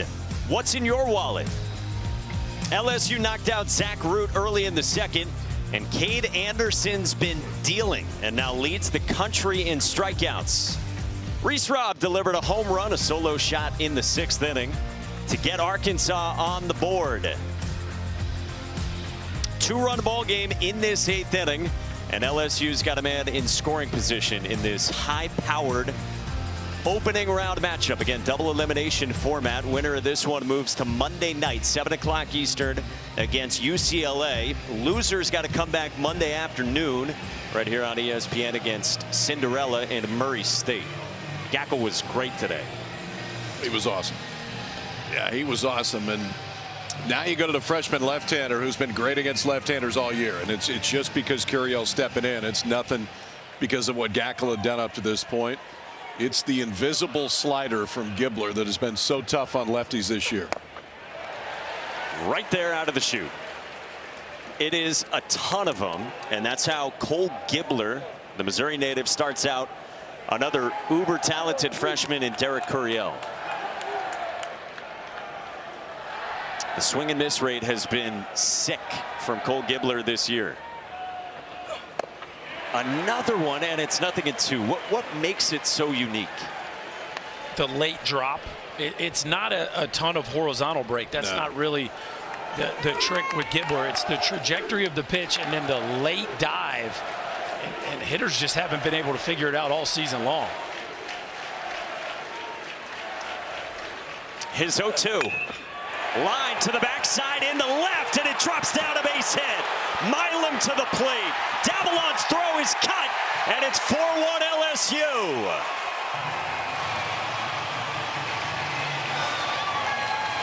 Why are we cutting that? I don't think he's going to be out. But I feel like you got to take a chance here, Berkey, to let it go through. Yeah, Helfrich. It looked like it's online. Helfrich wasn't excited. He was mad about it from the jump. Iredale's job is to get on line with the catcher, and if the throw's on line and you don't hear, look at Helfrich at the bottom. He goes arms out, hands up at the end. If the throw's on line with you, that means it's on line with the catcher. And if you don't hear cut, you got to let it go. You see Helfrich not happy about it, but a beautiful piece of hitting as Curiel pays it off there. Smacking a hanging breaking ball to the opposite field. In this kind of environment, Burke, you played in the biggest ballparks around Major League Baseball. Like, can you pick out a voice and hear it? Oh, yes. Oh, yeah. I mean, he's 60 feet away from Ryder Helfrich right there. And again, you're as a third baseman, you've got to have a little feel for the runner speed and the ball speed as well. And the one thing you know for sure, it's on line. Right? And to me, if it's on line and I've got an eyeball on where that runner is, I'm going to just deke the catch and then act like I'm making a play and take the chances, especially when you're down a couple runs. If you got a chance to throw a runner out right there, you got to let that ball go through. 0-2 to Danny Dickinson. Strikes him out as Helfrich hangs on. Well, not to be forgotten, a heck of a swing from Derek Curiel as well in a 2-strike count. Yeah, so this is Davalon. Move to your left and throw a strike. And this is the one where Helfrich wants it to go through. It doesn't. And the Tigers add another. dumper of a break.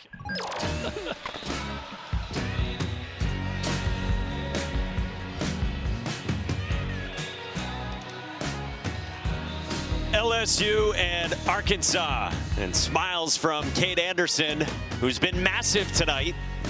And LSU has the lead restored to 3. It's 4-1 as we go to the bottom of the 8th inning. And Cade Anderson, 98 pitches deep, is back out to work.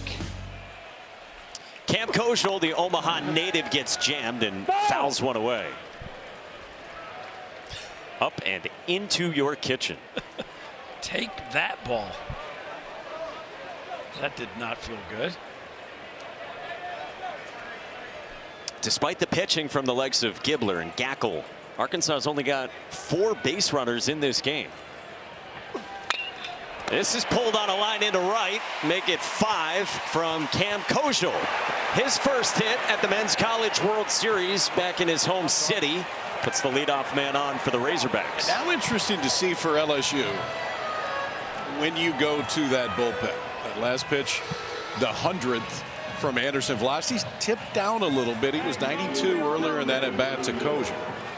There's been plenty of activity down in that Tiger bullpen. You just saw Chase Shores. You also have a lefty, the freshman Cooper Williams, and here is Jay Johnson.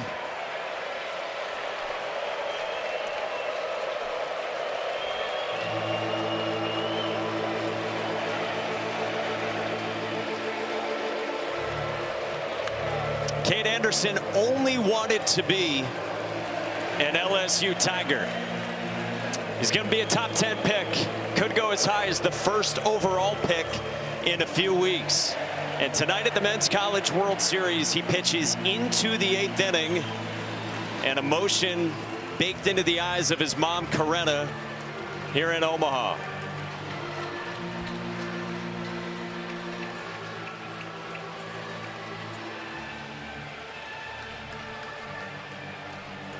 The nation's leader in strikeouts hands off the baseball and departs Charles Schwab Field.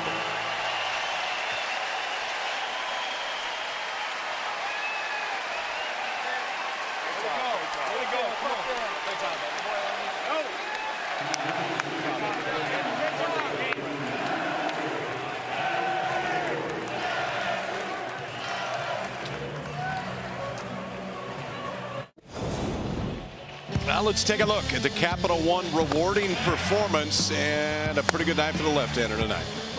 Cade Anderson, who is now the nation's leader in strikeouts thanks to his work tonight. 7 more of them for one of the best arms in the entire country, and he really pitched in the 8th inning. Gave up 3 hits to one of the best offenses in the entire country. And Chase Shores takes over and spins the first one to the backstop, moving Cam Koshel into scoring position with Anderson relegated to watching. He was very good. Now you give way to a guy that may show you 101 on the radar gun. We've seen Shores as high as 102 this year. 6'8", 252-pound redshirt sophomore from Midland, Texas. 3rd on the team in innings pitched against Brent Iredale. 99 down. And the key for Shores is, can he land? He tried to go first pitch slider. If he lands a slider and gets him off the heater, he can really be a problem for an offense. But when he becomes one-dimensional, the fastball has got hit at times this year. 100 from Chase Shores. To Brent Iredale, who bounced into a 5-4-3 double play in the 2nd and then struck out on Anderson's curveball in the 5th.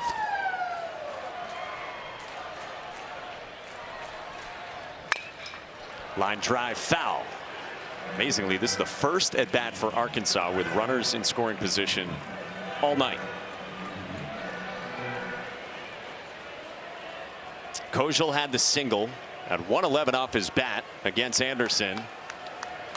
And now the LSU bullpen.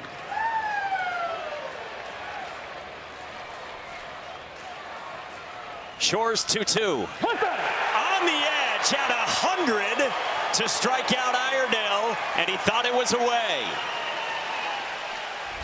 Well, I don't blame him, KP. This one's pretty tough. A fastball just off the outside edge. Jeff Head likes it enough to punch out Iredale, and that is gnarly at a hundy just off the edge.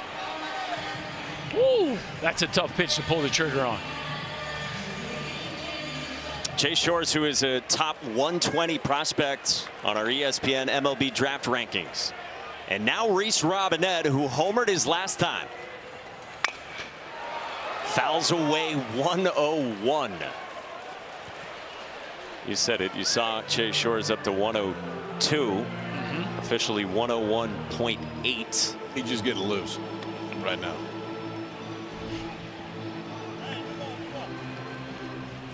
Needs a new pearl.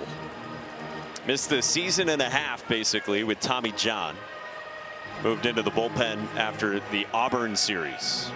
Didn't have a great one during the regional. Jay Johnson was saying to us this morning. Nate Yeskie said in his defense he hasn't thrown a whole lot of innings, especially coming into this year because of the TJ. 100 that misses up and out. Well, this bullpen does it like no other in the NCAA tournament. Coming into today, fastballs 95 or faster in the NCAA tournament. About 140 of them. There's the slider. See, there you go. Just something to slow him down. Decelerate the baseball in the zone just enough where a hitter has to at least put something else in their mind. And that speeds up that heater even a little bit more.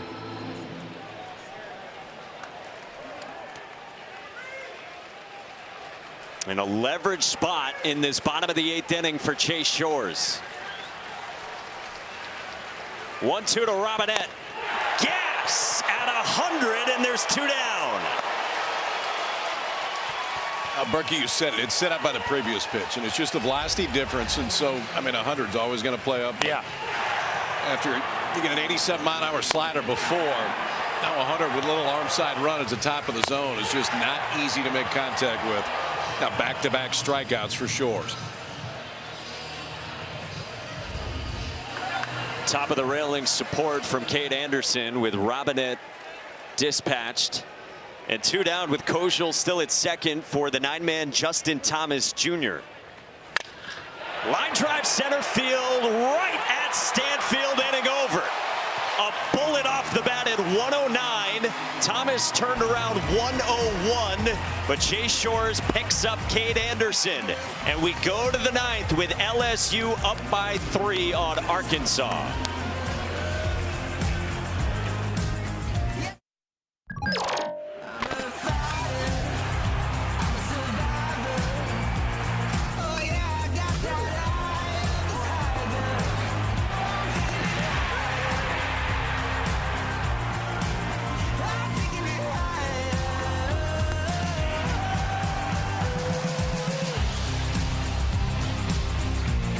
All eyes were on this one coming into this Saturday night at the Men's College World Series. And it's LSU on top of Arkansas 4-1 to the 9th inning.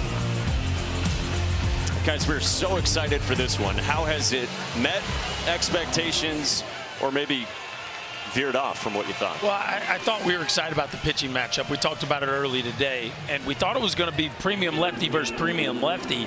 Cade Anderson certainly answered that call, but really it was Gabe Gackle that stole the show for Arkansas. But just that inning there early in the second where they lost the ability to slow LSU down just for a blink has proven to be the difference. But it's been the arm talent in this game to me that stood out the most. So I like those games. When we're talking about arm talent the entire time, yeah, this has lived up to a great night. 9th inning, 8-9-1 for LSU against Cole Gibbler.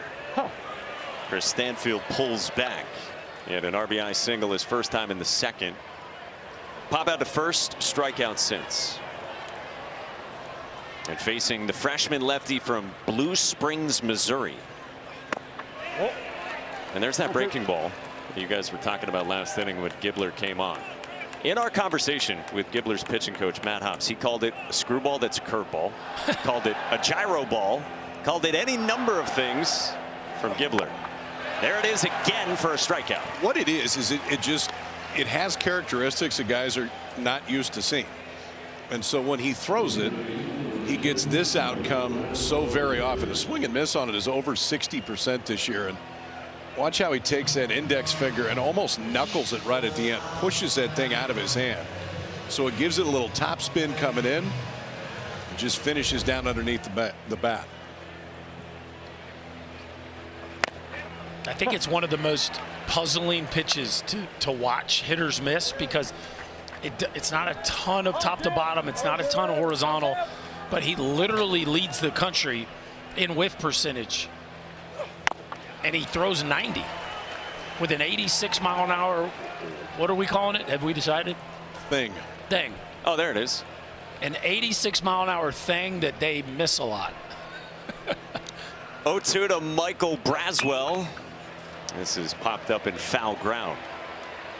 The whiff rate on it overall, that pitch, is like 57%. Is that right? Well, the curveball, the slider, they're both a click over 57%. But overall, fastball included, the miss percentage is 47%. Did our man make a play there? Did our Snuggie guy just slip, or did he make a play?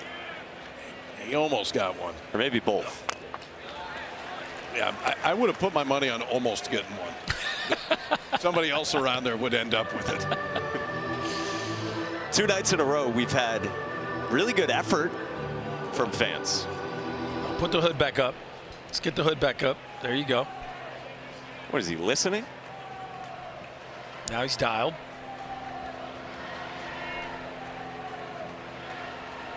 Oh, 2 again.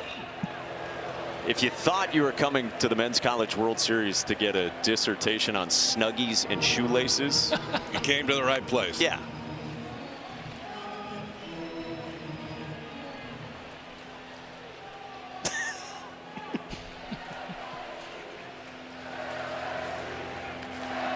Cole Gibbler tries another 0-2 to the 9-man Braswell.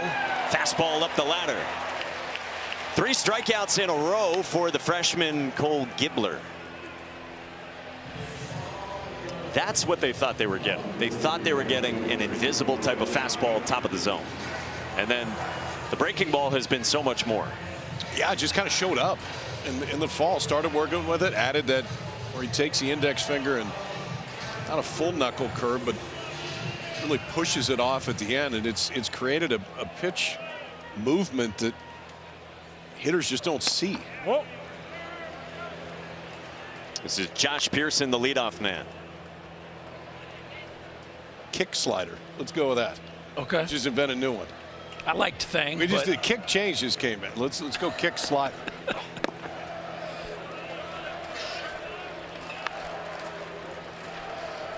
We could call it the Gibbler.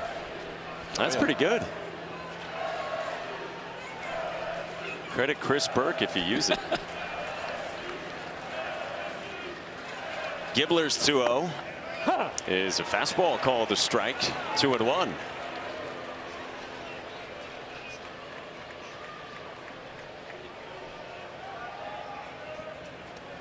Josh Pearson, Jay Johnson, and the Tigers up by 3. Trying to get to Monday night against UCLA.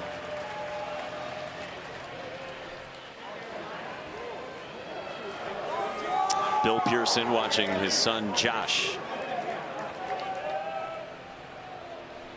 3-1. That's ball 4 indeed.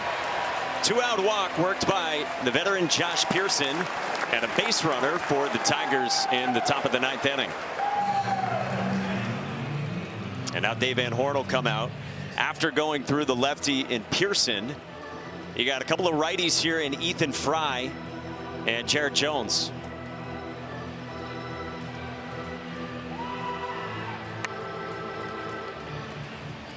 So many arms in the Arkansas bullpen, and Dave Van Horn's going to use them. Christian Fouch, the junior right-hander, comes onto this stage at the Men's College World Series in the 9th inning.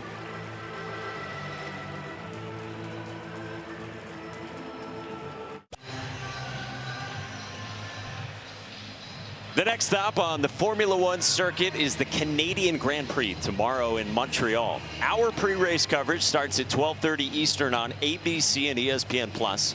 Race starts at 2 Eastern and is also available on ESPN Deportes. Beautiful night in Omaha.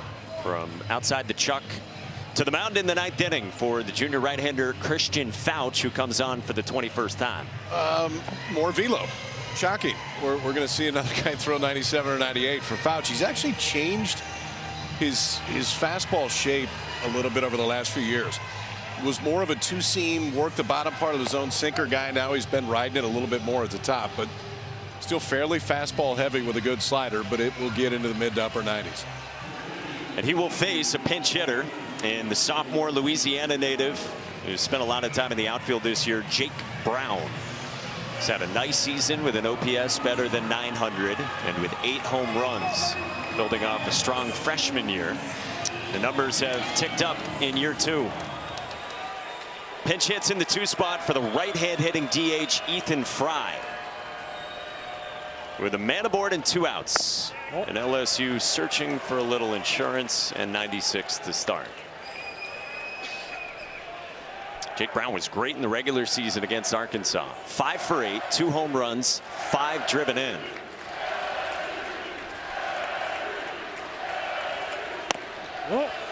Up top 2-0.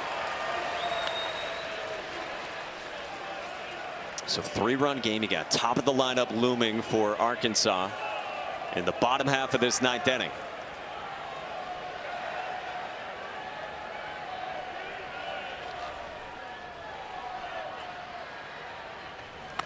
This hits Brown. 3 fastball misses from Christian Fouch, and there's 2 on via free passes with 2 outs in the 9th for the Tigers.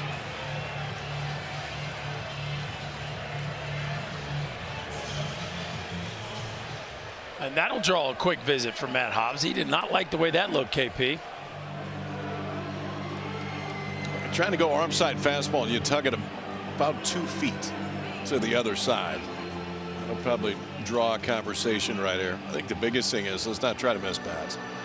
Your stuff is good enough. Let's get ahead and then see if we can expand at that point. Just get this offense back in the dugout and see if they can go to work. In this opening game in Omaha for both these teams, for Dave Van Horn's group, Jay Johnson's team on the other side ahead by 3. Got 3 runs in the 2nd. Again, winner plays Monday night right here on ESPN against the number 15 overall seed UCLA, with a guy who next year might be the first overall pick in their shortstop Rock Chalowski. Here's Jared Jones, 3rd all time with those 62 home runs for the Bear. He's 0 for 4 in this one, though, with those 4 strikeouts, all swinging. 2 aboard. That's a fastball miss as well. They've gotten Bear to chase a bunch and whiff a bunch on breaking balls here in this game. Fouch more of a 4-seam up, split down from a combination standpoint. That's really what he wants to lean into. Right now he's just got to find command. Arkansas is one of the best strike throwing teams in the country. They have the 7th highest rate of everyone in the nation in just percentage of pitches that are strikes. Almost 2/3 of their pitches this year have been strikes. But a walk and a hit batter, and now a 2-0 to Jared Jones, swinging away on a fastball at 99 up. Just a click tardy there. The barrel just below the baseball, and that was power on power right there. And I don't know, KP, you think you go to the split here after getting your first swing? He wasn't too late on that one. You better be careful if he sees another one he can go after.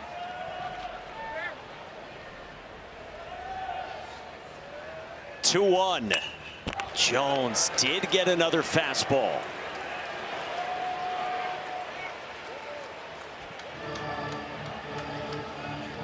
Saw Dad George here watching Bear Jones in the top of the 9th.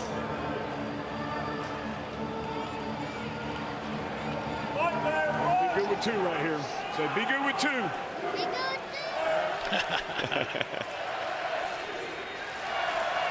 2. 2 on, 2 out, 9th inning. And with 2 the pitch. Jones went around. According to the home plate umpire, Jeff Head, and strikes out. Christian Fouch K's Jared Jones is in disbelief, and Fouch strands 2. So Arkansas comes up in the bottom of the 9th, and the last chance for the Hawks. Top of the order, Chuck Davalon, SEC Player of the Year, Vahiba Aloy, and Logan Maxwell, all facing the flame-throwing Chase Shores, who followed Cade Anderson when we come back.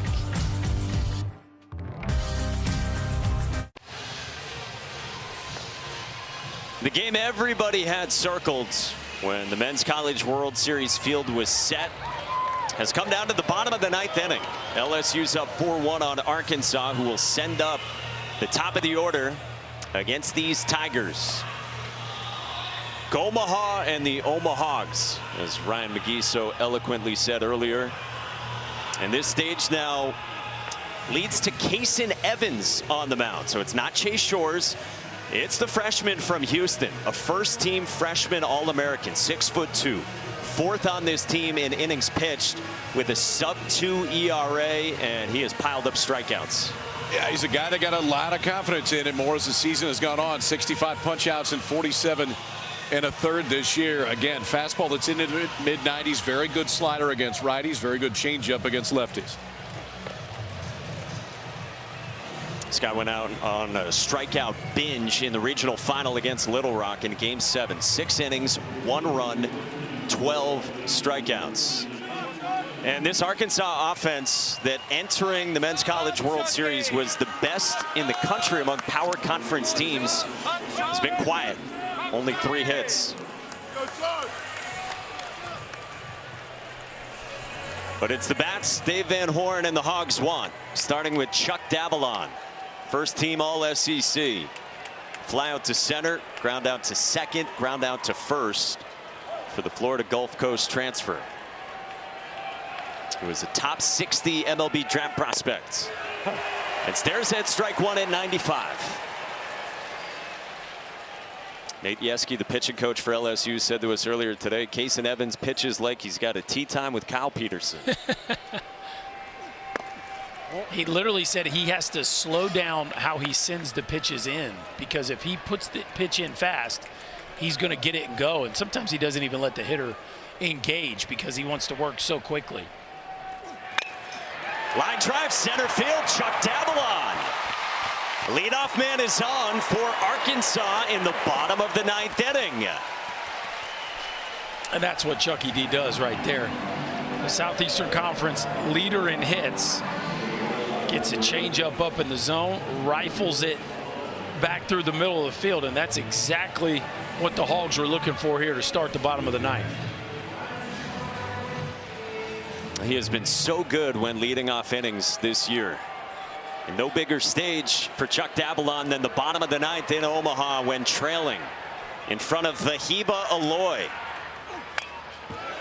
First pitch swinging against Kason Evans for the Golden Spikes Award finalist, one of 3, and the only one of those 3 that made it here to the Men's College World Series.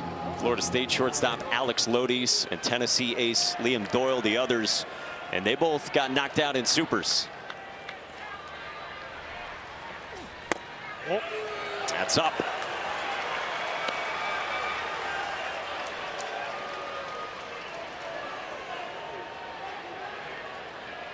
We were talking with Vahiba Aloy the other day. He has cut down on Chase. He has utilized right center, right field better. Saw that earlier. Chase is there, and it's 1-2.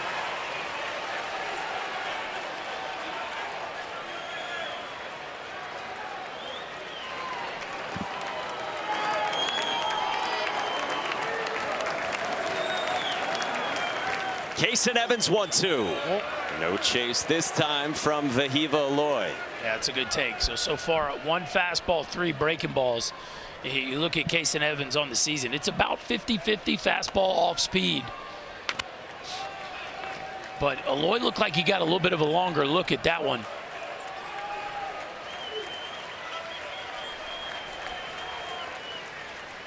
2-2. Aloy bounces it foul.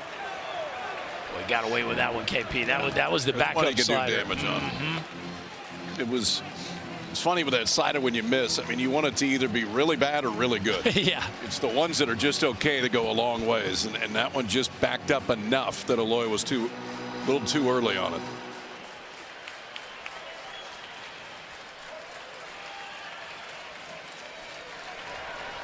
Kaysen Evans ready with another 2-2 to Vahiva Aloy. Swing and a miss. One away in the ninth.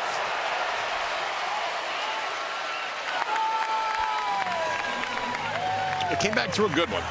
Wasn't perfect. I mean, it still caught a lot of the plate. This is one that Aloy could have done some damage with, but after fouling the last one off out in front of that slider and a big first out on a strikeout right there for Kaysen Evans. So the freshman handles the SEC Player of the Year. And now 1 out, 1 on for Logan Maxwell. Senior in the 3 spot is 0 for 3. And that grabs the bottom of the zone with a changeup to begin.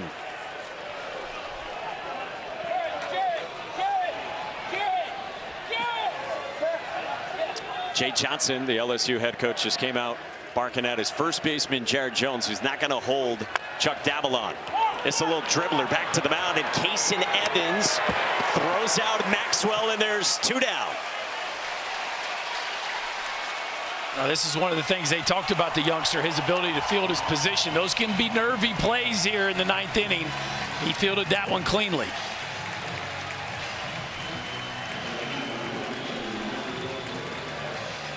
The Tigers back in the Men's College World Series for the first time since the national championship 2 years ago.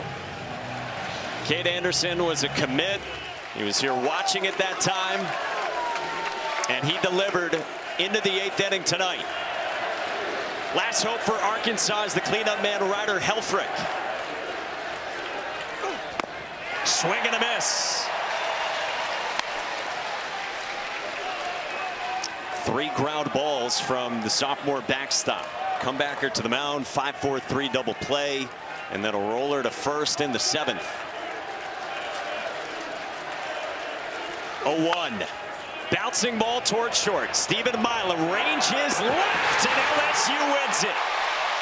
4-1 the final against Arkansas on this Saturday night.